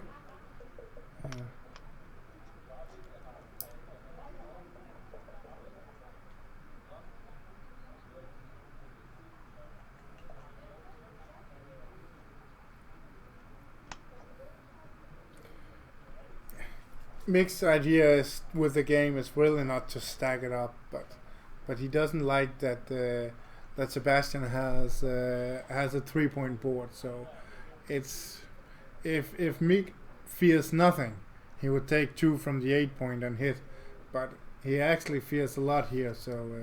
So therefore it should be like the only thing he can do is that he can hit one of the checkers and he can cover up, but he doesn't really like that. Oh, there's a whole nother play I didn't see. There's actually, he can move from the 20 point and hit on the 11 point. I'm not sure if Mick saw that. Oh. But that will lose the anchor, and that's also very dangerous. So, yeah. This could also be a good thing. 3-2 for Sebastian. It looks like the right way to make the 11, then keep track with Mick from there. And Mick, he makes the 9 point, that's also look easy. 6-5. Yeah. Mick just blocked Sebastian on the 9 point, so he can't run with the checkers that he wants or making the points or something like that. So it looks like he just had to run away with one of them. And now Sebastian, he's down to 5.5 minutes. Oh yeah. on the clock. And Mick is also eating a lot of his time.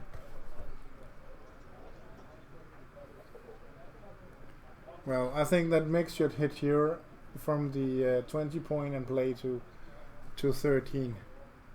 I'm not sure that I want to make the full point here, for example. No. No. Hit and go to the midpoint, Mick. Maybe you'll lose your your 20 point, but still you will gain a lot there.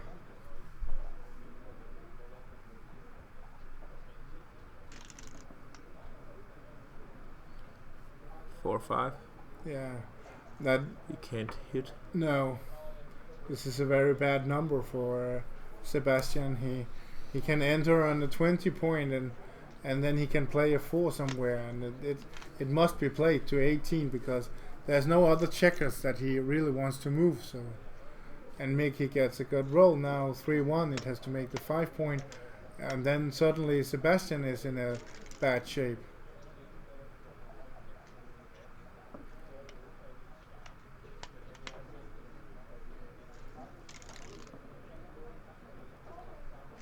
Oh, double 4.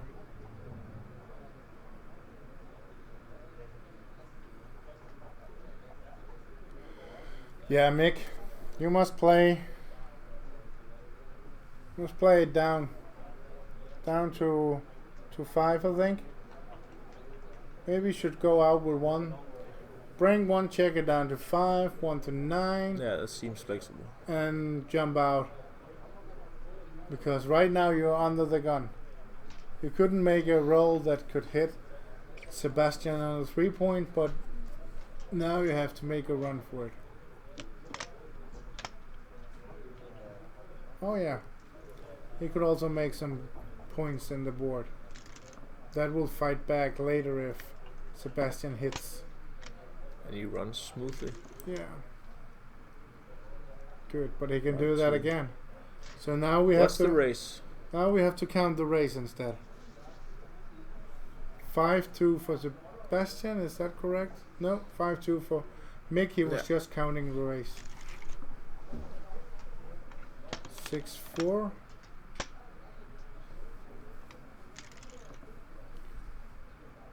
Oh, and Mick counted the race, so he knows what the race is, and he didn't cube. Well, we have to find out what the race is, Daniel. Yeah. 5-1.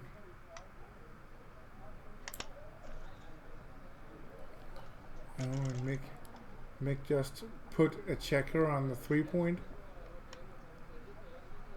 That looks a little bit funny, but for the race, it was might good. I think I want to play just to 7.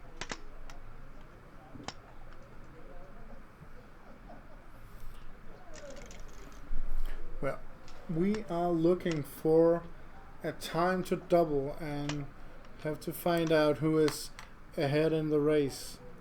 It looks like it's Sebastian that's ahead in the race, and Mick rolls a small number.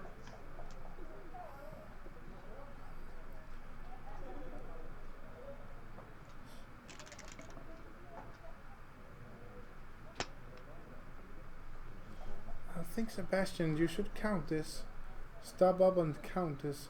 Maybe he has a problem in doing it now because he doesn't have so much time left. Yeah. 11.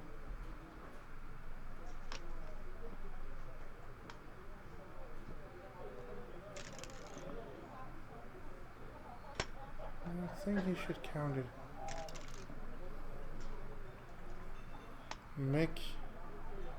Making also getting some high numbers. Yeah.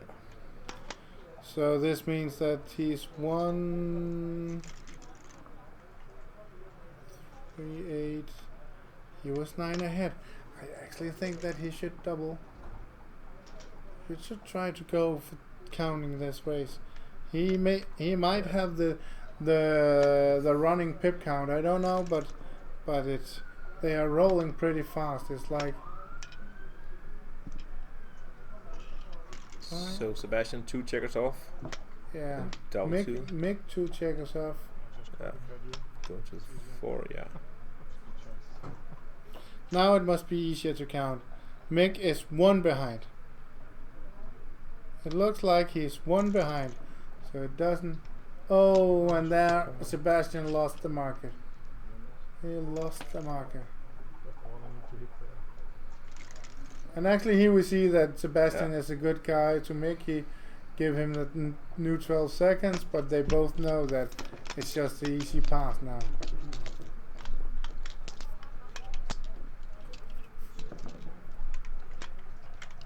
I think they both players must have been knowing what the race was here, counting it, so they knew what to do, because just looked like they had total control over it.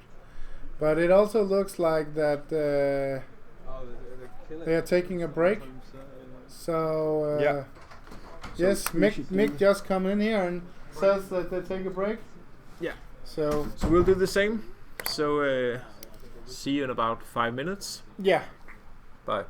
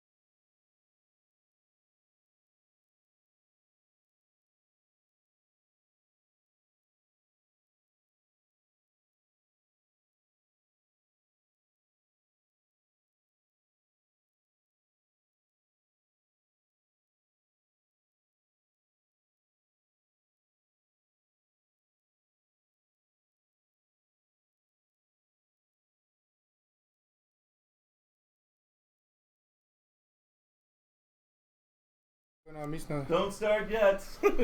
Yes. Okay, now start. we are back again, and we have Card in here, and we also have the Danish national player Frederik Nord. So we have a game 11-9 for Mick. It has been an exciting game. So what do you think about these two players? I think they need to play a lot faster because we have a sushi date in about an hour. So I'm hoping for a 4 cube. I don't mind which way it goes as long as it ends up in a gammon for one of the players. So either way. Well, they played quite good. We actually in the second game had a chance of having an 8 cube, but Sebastian declined to double, and he actually lost. He saved the gammon in the end, so he was happy not to recube into 8.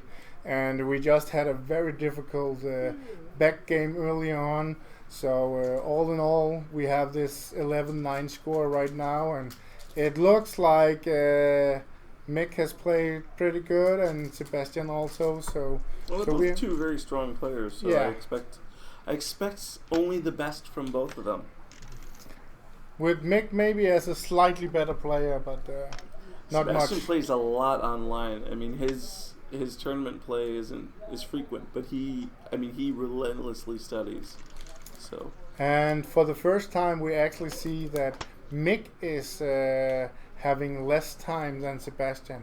Mick, for the last couple of games, Sebastian has only used 1 minute on the clock, while Mick has used something like 7 or 8 minutes. So they are getting tired right now. It's. Well, they're both pretty deliberate players. I think. I'm not. They will get into time trouble, but they can play through it. Yeah. What about you, Freddie? Do you get into time trouble, or do you? Rarely. Rarely. I don't like to be below 2 minutes. Yes, it gets once you get that under the 2 minute line. Oh, and we have a cube here from Sebastian, and Mick has to think about the take. Well, I think it's a good. It looks like a good cube. Yeah, Sebastian still has some work to do, but I would pass this one. it's all the plays are pretty forced. But You took it. 6 something, 5. 6-2? We think 6-5. 6-5. It looks like the right play. Just run off the 24 point and then play from there. The real thing that Sebastian wants here is to make the 7 point, but he can't do that for the moment. Oh. And a 6. But how could Mick take this one? He's behind in the race and the 4 point board, and he's only a 2 point board himself. I think he was thinking he's got 3 Sebastian has 3 checkers back. It's gonna take a while to extricate. No builders in the unless he's switching, there's really no builders in the area. No, so it's the best 4 points he has on his board. He does have the best. And he could slot to a 5 prime if he used him on the bar. Yeah, and he's got numbers that's. Yeah, Mick gets hit here with the West. Tens and 2s. Mick entered with a 2-6 and played to deuce, and Sebastian rolled the 6-3 and played 1 over. So now Mick just wants to try to escape this somehow, and. Right, but he's not. Is Mick winning the race? No, I don't think. No, he isn't. So he's got problems with race. He's got problems with. Well, I guess that 1 is pretty crappy. Yeah, that's the problem with this. I think it's fine to be aggressive here, so he can hit him. But by points, you don't want him to safe up that other checker. You really want the gammon here. You'd love to make it. You know what? It would only be 6 away if you can get a gammon here.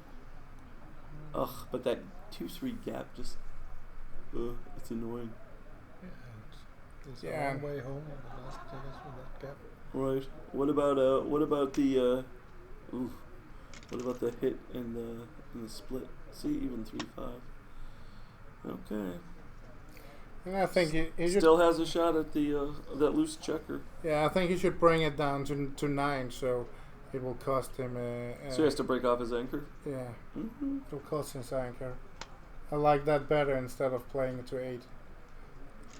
Well, What, 2s, 1s? Yep, 2. Easy for Sebastian to hit with the deuce here. Yeah, he has to hit with the deuce. Yeah, of 3? course. What's And then the 3? he can play 3 down. Yeah. I don't think I'll play to 8, so giving the extra shots. Okay, this is We'll bad have some for Mick. builders. He's getting hit with almost anything that was decent. Both out. Duplicating the 3. Why would you think both out? Because I would think something like having a Well, he has to come check. in with 1, so Yeah, he's so he- duplicating 3, he's so a- it's only a 4 he needs to worry about. 2, 4, 3, 4. This I definitely like better. Duplicate 3s. You're bringing in an extra builder. It goes for everything. Yeah. It goes for the gammon if Mick fans again. Yep. Oh, and now he must attack. Yep. Yeah. It's going to be pretty easy to do. And bring a 4 in somewhere. I Yep. think 11 to 7. So we have an extra builder here. 11 to 7 or 11 to 7. 10. I like this better. 10 Why? 6. Why? No, because of you have more More builders. blocks now. Yes, but he only has a 2-point board and it's slotted. He's got a lot of play. Oh, if you But fan here, He however, could be dancing. Oh, this is Woof. good numbers for Mick. well, And then just down to 8. the anchoring was huge. Oh, 3-2. yeah, Hitting and Zombies coming out. playing to 18, yeah. And then fan, and then clean up aisle 4. He can clean up everything. Yep, nothing clean can be up, hit. But I actually still would like to go for the 7 or the 8 points so we could have some builders for the Don't you want to deuce. get the 3-point? Sorry? Don't you want to get the 3-point? Um, I mean the 2-point, pardon me. Like Yeah, I mean, yeah, I yeah, don't yeah. think making the bar is going to be. no, but still I would like to have the 8 or the 7 point so I can have that for builders as for the 2 point. Well, it looks like 1, Yeah, just clear it up. Just 2. bring 1 in so you three. have 1 more, yeah. Yeah. That's fine. Now you can play everything next time and Right. you are in good shape. Yeah, you don't need the bar point. You can No, just force Make it. the 2 Here's point. the 2-point. Hey! Huh? Huh? Wasn't that nice? You got the 2-point? Oh, come on. Make the 2-point. You know what I'm coming in behind you. And then 3. And slotting. Slotting the 9 because I don't believe in slotting the 4 point here. Right, because you have some fly shots here. Yeah. Is this a 5-3 or 5-2? It's a 5-3, I think. It's a 5-3. It's definitely the 5. We will see what he's moving now. Going to the ace. It's a 3, yeah. And then 4-3. Now I think I'll make the 9 point and yeah, he can make money on 6-1, 6-2, 6-3. That's And lose on all the 4s. any 4.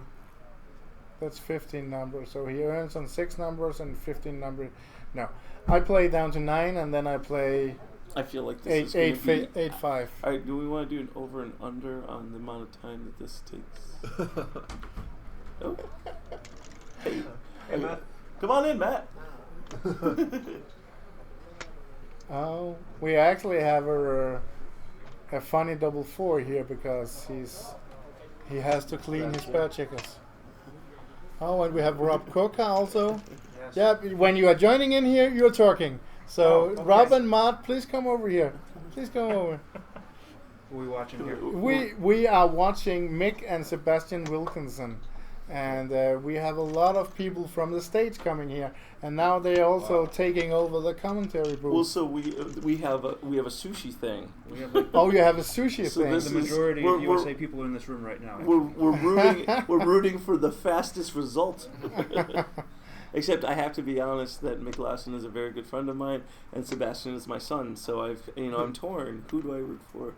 I mean, do you root for your kid? You probably root for your kid. Yeah. You know, but I but didn't- Mick has stayed with me in the States. I so- didn't know that Lindsay had an older brother, but nice to know. Yes. So they're both below 4 minutes already, yes? Yes, they are. They Okay, are fighting for it. I was one of the people who started that trend like 8 years ago. You were a trailblazer, Bob, about Yes. your lack of time management. I mean, don't want to waste anything. Right. We've often talked about you in odd tones in the States on how quickly you could blow through 15 minutes. I've never timed out in my life, and I've won like 5. That's true. Guys, Matt Cohn-Geyer said, "I'll never time out. I'll never time out." And Matt has timed and then out. he did at like a very important tournament. Speaking of Matts who get timed out, Matt Ricletis, do you want to regale us of a story?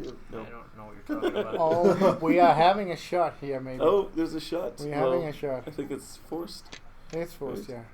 yeah. Okay. But as Daniel and I, we were talking about what you need here is to peel your checkers off, so you have even checkers on the board, and this means that if you had an odd number, you would Wait, take but out why the would you checks give off. one extra shot, which is what that would be? You give him a 3-1 and all 4s. So shouldn't... I like this play better than peeling off, even if they were odd. Okay, but it's for the gammon, and it's analyzed that Francois Tadieu made 10 years ago. Yes, he's not around anymore. No. He's ducked out ever since we had an end of the world bet in 2012, and he bet me 250 euros on the apocalypse. And I felt that I felt I had no problem because collecting required me to get a Jeep and go to a mountain in Portugal and pay him, and money would have been of no worth anyway. It seems like the Seems like Oh. we escaped the people who demo. make that bet seem like the people who like don't auto recube at the Crawford game. That's true. I love Well, it. guys, how are gammon in the States these days? Backgammon? Is this upgoing or downgoing? I think it's holding or steady. just the same old crazy gang playing, or I what? think it's holding steady. I don't know. The US BGF is made a couple tournaments fold. So, as much as I love my country, my backgammon federation isn't thrilling me right now. Wait, what tournaments do they make fold? So there's no longer the Charlotte. There's no longer Peoria. They're just But why is that the fault of USBG? because they're instituting some of the rules people don't want to follow. They're mandating. The last clarification I heard is that the tournament director gets to choose the rules as of now. Has that changed in the last couple months? I thought it did. I thought. I just heard this a few months ago when the rules came out. I specifically asked that on Six Side actually. Huh. And, Well, the person said, I forget who it was, Riles or someone else said, as of now, the director can choose the rule set. I like that. As of now, Yeah, like that's isn't what it that was. wonderful? But it's the same, and the ABT is the same, and No, the ABT no longer exists. No longer it has now exists. been co-opted because Bill Davis got a wife, and What? You got a wife? yeah, Bill Davis, seriously? and she's sweet. I know. We're all amazed. We're Oh, pretty impressed. We are so much up for the news. All the rumors are just I will here at spread Nordic them all. 2017. But the Oh, as a argument double. that people we got a cue had then. against the die on the checker rule is that, well, it's I not, actually it's not was good to be fine. different than everyone else was the main difference. But the argument against that argument was, in 2 more years, everyone will see how good it is and change to our rule.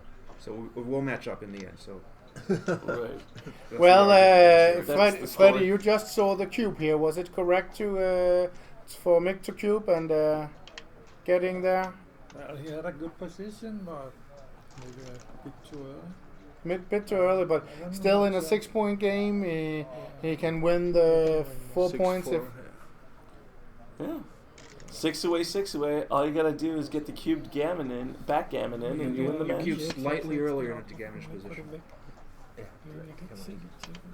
What I did is that basically every score, I looked at the 5-4 split, 3-3 attack dance. yeah. I looked at the cube at every score basically. And So what I know was 608 slightly faster than money. okay?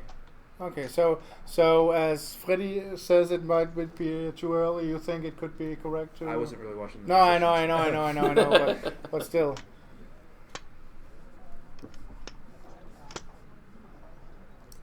But he had escaped one checker, so maybe it was correct. Yeah. Seb is holding strong here though, and here comes another hit from Mick. And all of a sudden the race lead's starting to taper. I was just correcting you. Dear Lord. And Sebastian hits twice. And Mick doesn't come in with a 3.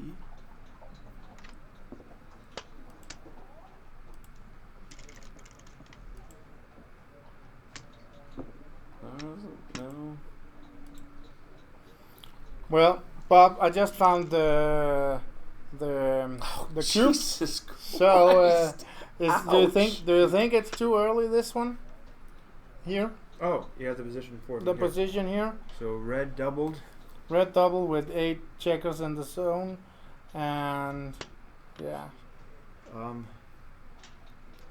last 3. He has one escaped. You like the last 3. That looks pretty 6 to borderline 3? to me. I 6 don't to know. 3? Yeah, It looks really borderline. I'll go with Freddie and say also I think it's a little bit too early. Okay. I like So the I cube. think it's actually. right Matt on the is edge. like But you know the what? I You ever mean- go through those phases But where you Matt don't likes feel all like you know cubes. anything? I'm going through one of those right now. I feel like I don't know anything, and so you know. I mean, there was a position that Matt showed me the other day, Yeah.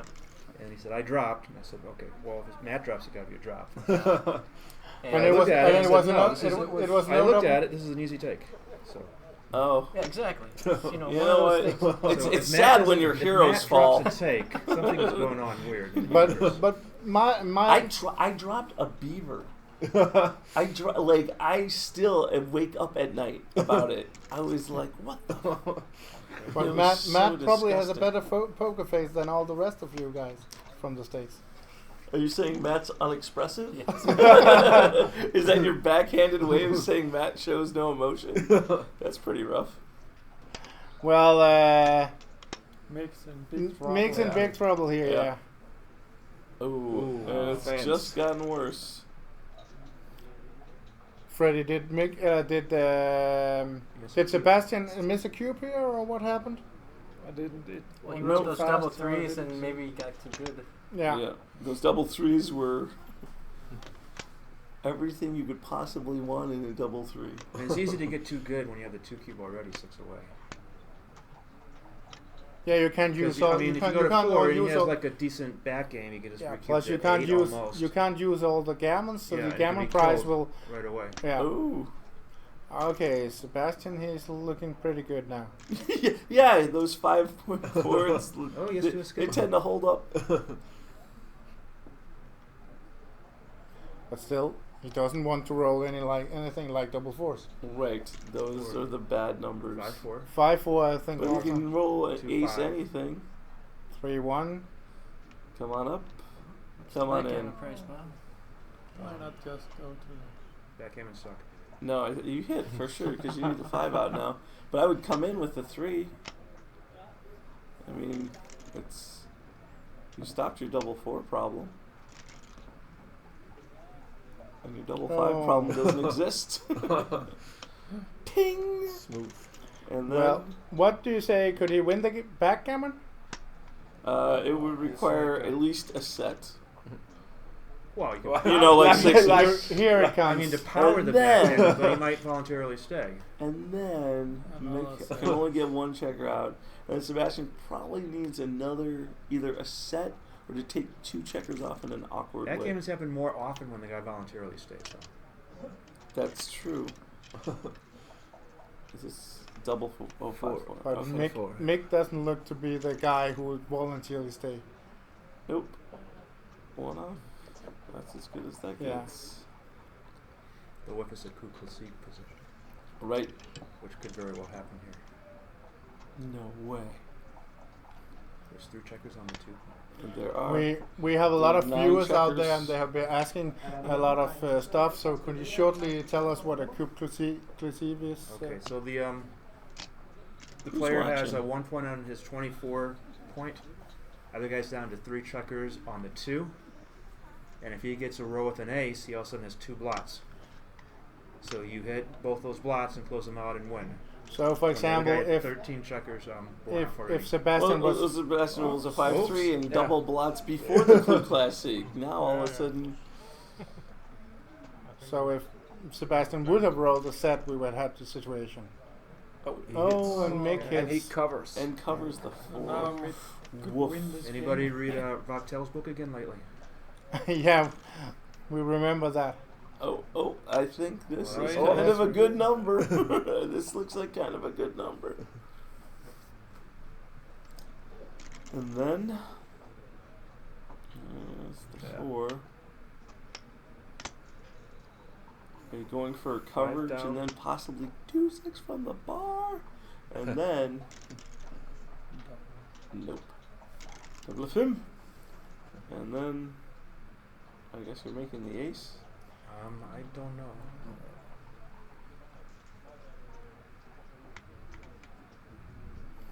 But actually, if Mick, I mean, points are points right now. Don't you need to get... I mean, you can force an ace. And I know you want to If force most the likely ace, win- but that's you're not- also that's your going most to likely want way to to win avoid the the game. 6.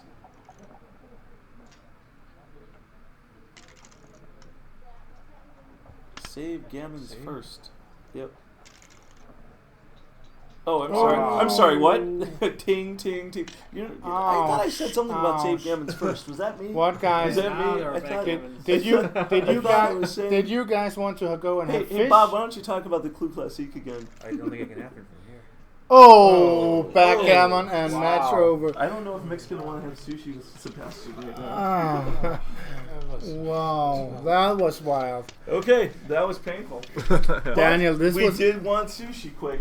we so sent the I guys out to have some fish, but Yeah. this was actually a crazy game. Yeah, it was. Mick was ahead with 6-2, and yeah, maybe we could bring in the guys to have a little chat. Yeah, let's do that if they're in the mood to talk. Yeah, At least I'll Mick. just try to find them.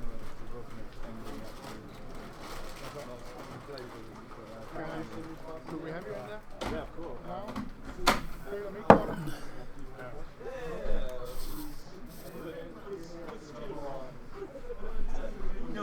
He knows why we were like. Oh, I was actually saying, usually. Guys, do we have you in this auditorium? I think there is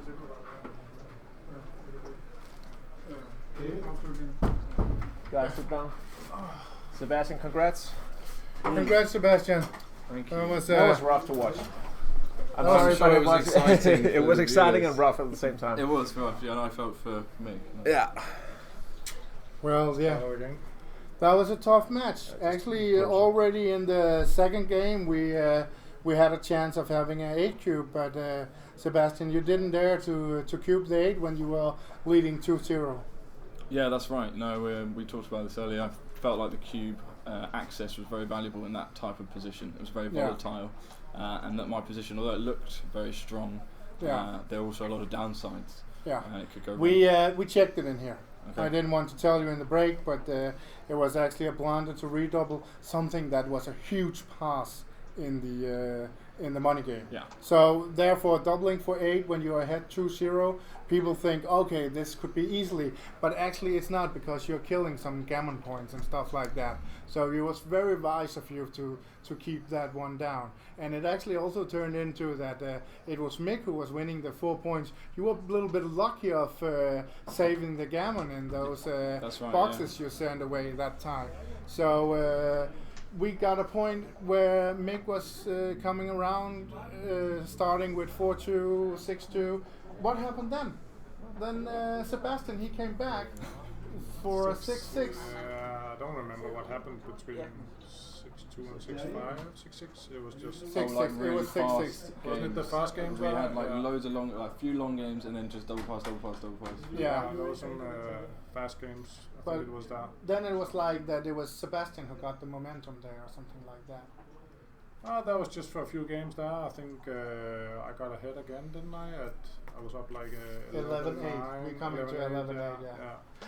So, Um, but we thought if you could feel that your teammate Sten Convict was sitting in here, he was telling about the tournament, and then suddenly it was 6-6 again. So we had to send him out, and from there on you actually won some points. But we can't I really didn't think about Sting.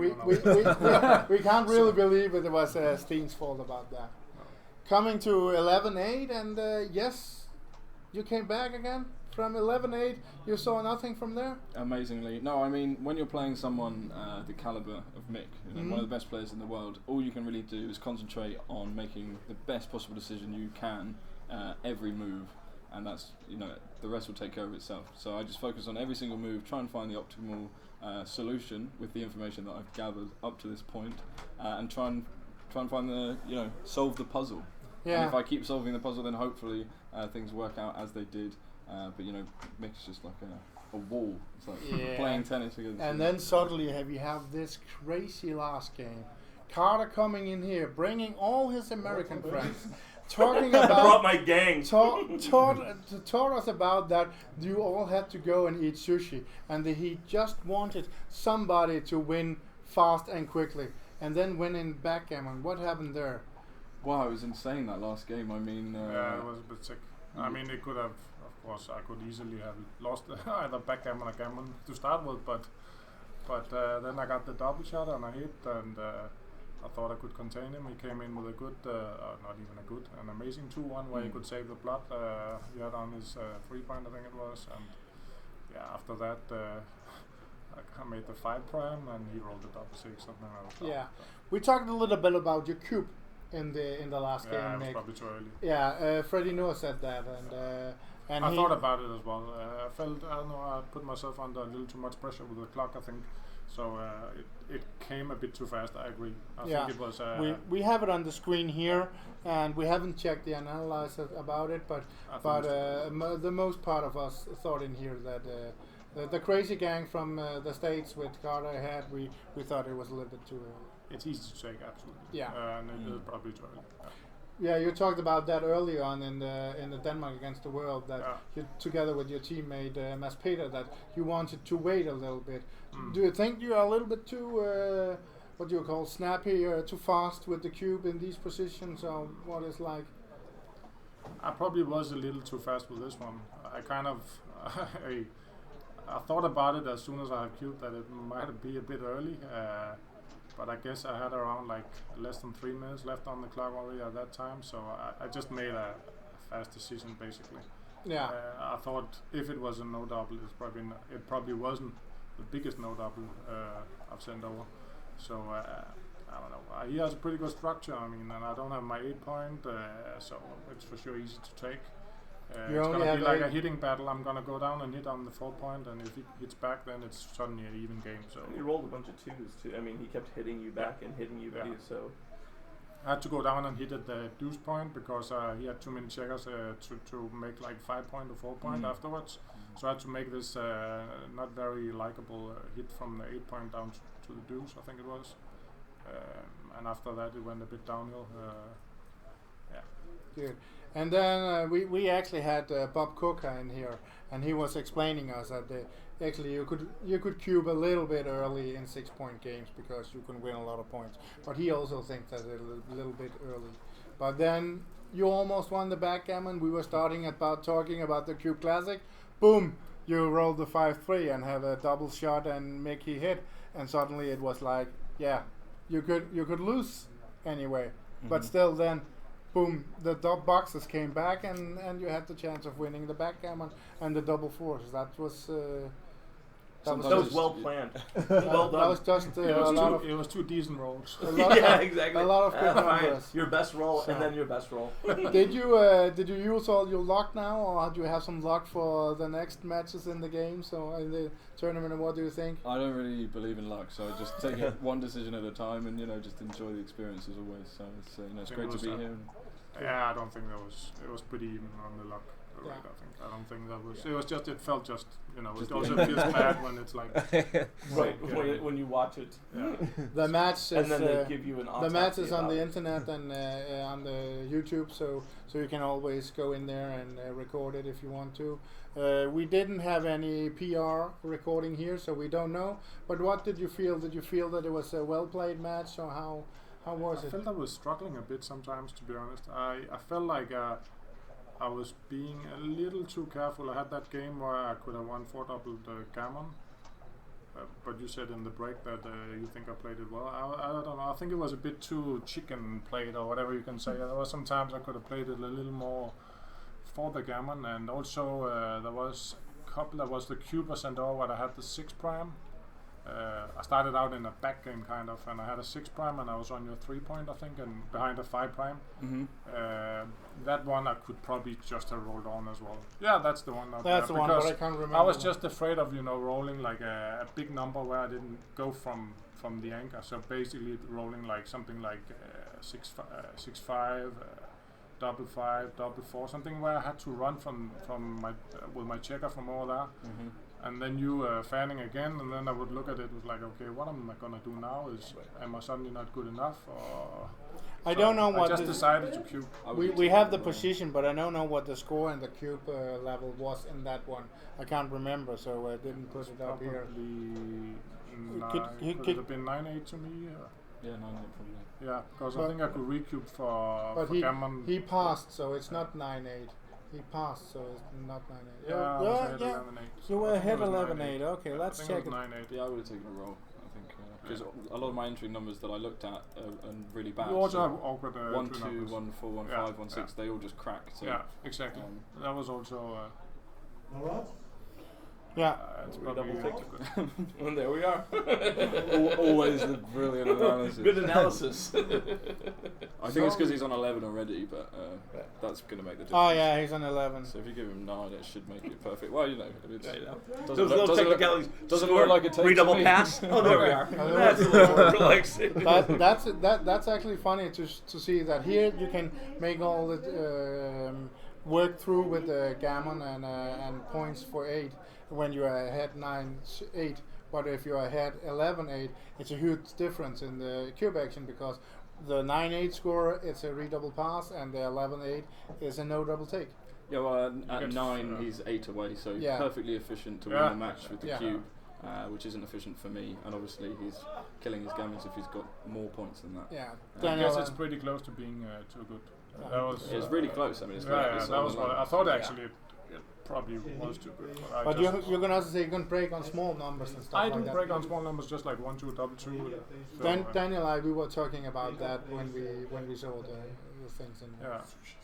But I felt I was a bit. Well, this seems okay then, but in general. I don't know. There was some tough calls. I think now and then there was some complicated back games and. I felt so very uncomfortable at times. There was a little bit of everything, but. Well, like a snake in a Harry Potter movie, we can hear Carter whispering that there will be sushi. So, so maybe we should stop. So we gotta go. Maybe we should stop here. And he said he is watching Harry Potter. I'm not watching Harry Potter. No, you're not. Guys, thank you very much. And Sebastian, congratulations with your win. Congrats. Yeah. Mike, you have to go through the fighters, but good luck to both of you. Cheers. Thank you very much. Are we going for dinner? Yeah, he can still win it. He can still win it. That's true.